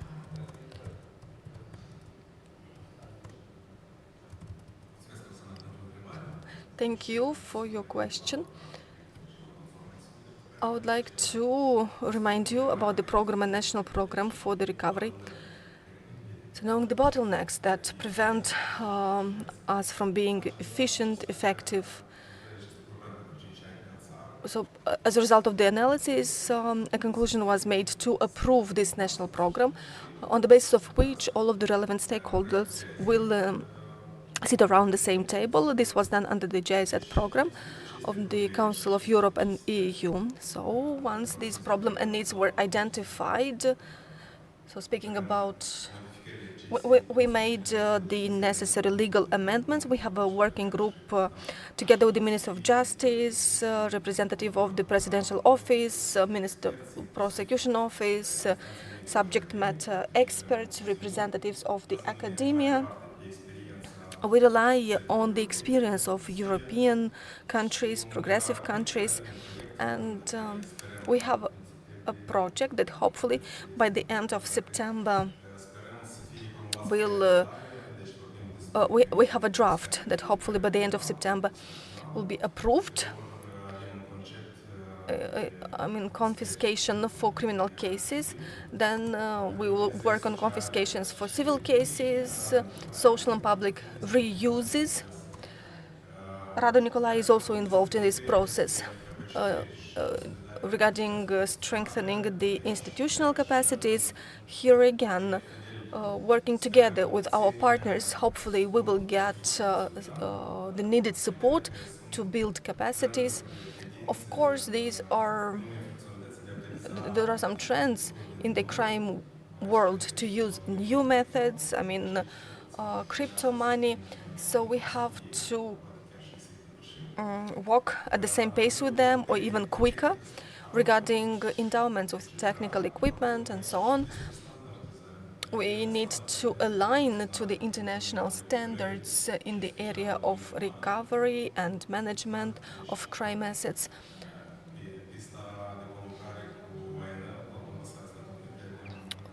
We cooperate with INL of the US Embassy, and soon we will launch projects, and hopefully with their support we'll manage to build capacities and increase our efficiency. We are aware of the challenges, so that's the first step.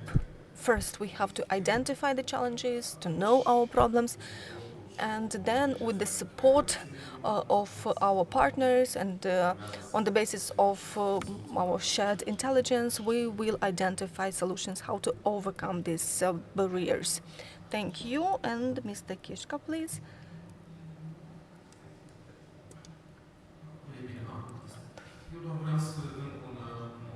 I just want to complement the answer of Mr. Karapunarlı, starting with the motto that crime should not pay, and considering some of the gaps in the process of seizure, confiscation and recovery of crime assets. The gaps identified in the work of the recovery agency and prosecution informed the decision to establish a working group that will focus on the recovery of crime assets. And I think that those at the European Union level have felt somehow that we are working now on the development of an efficient crime asset recovery mechanism, and they have approved an EU directive on confiscation and recovery of assets. So, working on improving our national law, we try also to transpose that directive. We are at an advanced stage. Hopefully soon this draft, this is quite an ambitious draft. We have some provisions regarding beneficial owners, interstate cooperation, because as it was mentioned today, corruption is a component part of organized crime, and organized crime has a cross-border nature, and the money circulates and pass the border very easy. So we try to regulate the interstate cooperation so that we focus not only on conviction but on crime assets recovery, because recovery of assets is a more efficient sanction for those criminals, if we can put it like that. Thank you.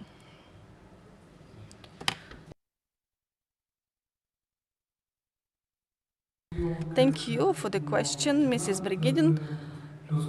I want to say that these two decisions that I have referred to are final passed by the Supreme Court of Justice. That's why I said that the ice was broken. We have more than 20 reports that have been challenged. We are waiting for a final decision on them as well. But as I've said, knowing that the ice has been broken already, I hope that things will be smoother further on, because since 2020 we are preparing reports that are staying in courts, and only now in 2024 we have the first two final decisions. Thank you.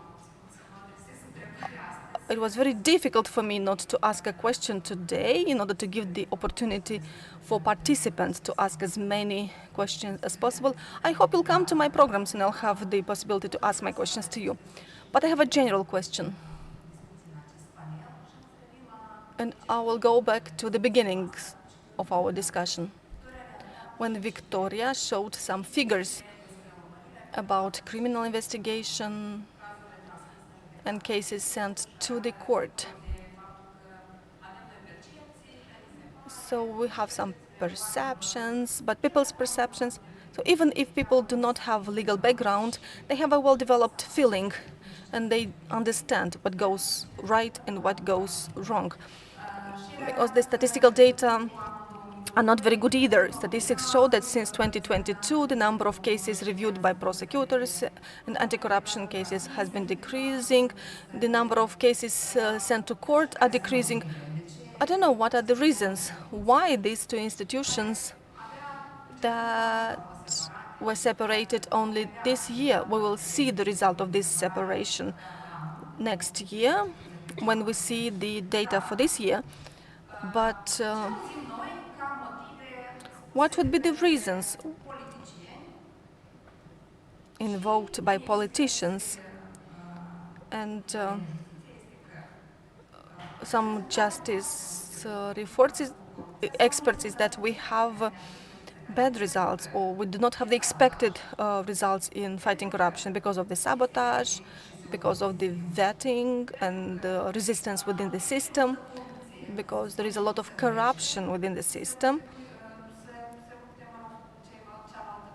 and that corruption does not want to fight the other corruption. So my question is for stakeholders from the judiciary.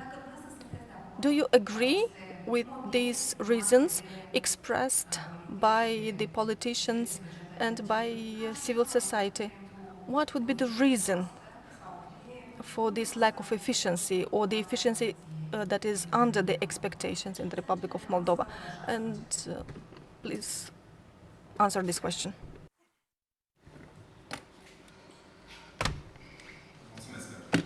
Thank you for the question. With your permission, if we are discussing about efficiency, we should discuss about performance criteria to measure it. My colleagues and those present here will hopefully agree that inclusively the factors that you mentioned have an impact, but we should pay attention when we analyze them and we make assessments. Discussing about integrity among officers, prosecutors, judges, from the point of view of the NAC, the mechanism to identify and prevent corruption inclusively with the tools that the Service for Information has, for example, looking at the lifestyle, the lie detector, when people are hired or throughout their activities. I think they can be applied to identify and diminish the risks. In terms of the dynamics of the investigations carried out, reported or sent by the prosecutors to the courts, I think we should pay attention when making appreciations. Statistics is a science, and you can present it in the wrong manner and highlight the wrong things, not to measure the average temperature in the hospital, for example. So the factors that you mentioned should be taken into consideration, but I would not draw such conclusions. I understand what you mean, so that the final result is the impact of the recovery. When we are discussing about less than 1%, we can see this. Yes, we should focus our efforts and make sure that these seizures become final recoveries. Thank you for the question. I would add to Mr. Tseju said, looking at the statistics and the results of the NAC for 2023 and the first half of 2024, which are published on the site of the center, we have increased the reports of crimes, inclusively for serious and very serious crimes. And this shows that the center is making this fight against corruption more efficient every day. Also, if previously the NAC did not have enough staff, now we have 90% of the necessary staff. We react quickly, and I consider we are working efficiently. And also, the NAC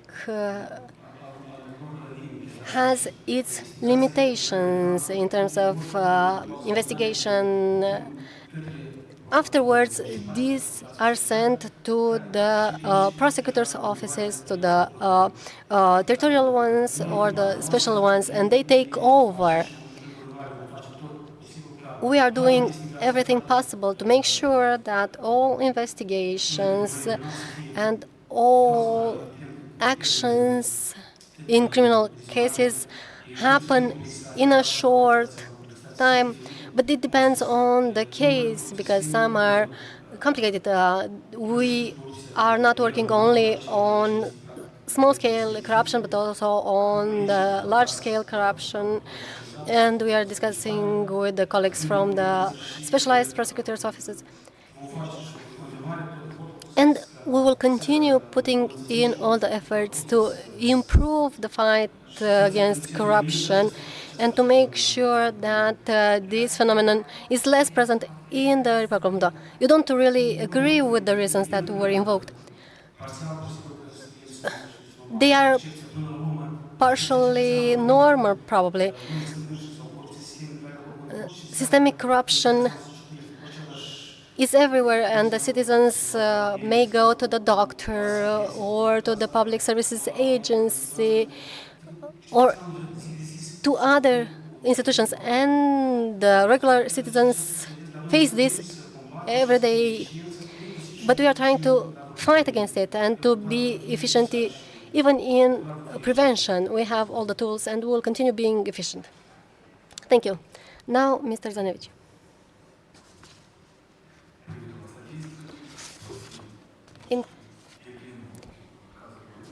In statistics, we can see the decline in case of corruption, and the reason maybe the phenomenon is decreasing, and the second maybe the latent crime, maybe the cases are not reported, and I don't think that these cases are put under the rug. We don't have this period anymore. So the causes behind these statistics are probably two. In terms of the perception of society, I would like to give you an example. Well, I don't know how many people were interviewed and what was the coverage. We have presented the statistical data offered by the Prosecutor General's office. We are not discussing about perception now. These are the figures coming from the Prosecutor General's office. But Please be brief because we've exceeded the time already.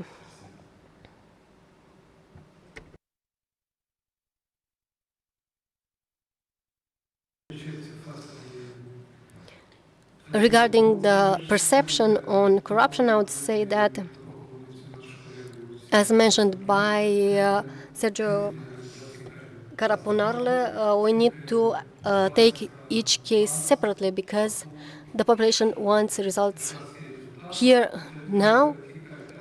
But indeed, all cases are different. We need to make sure we take into consideration all elements that may lead to expanding the time for examining them both before going to court and after going to court.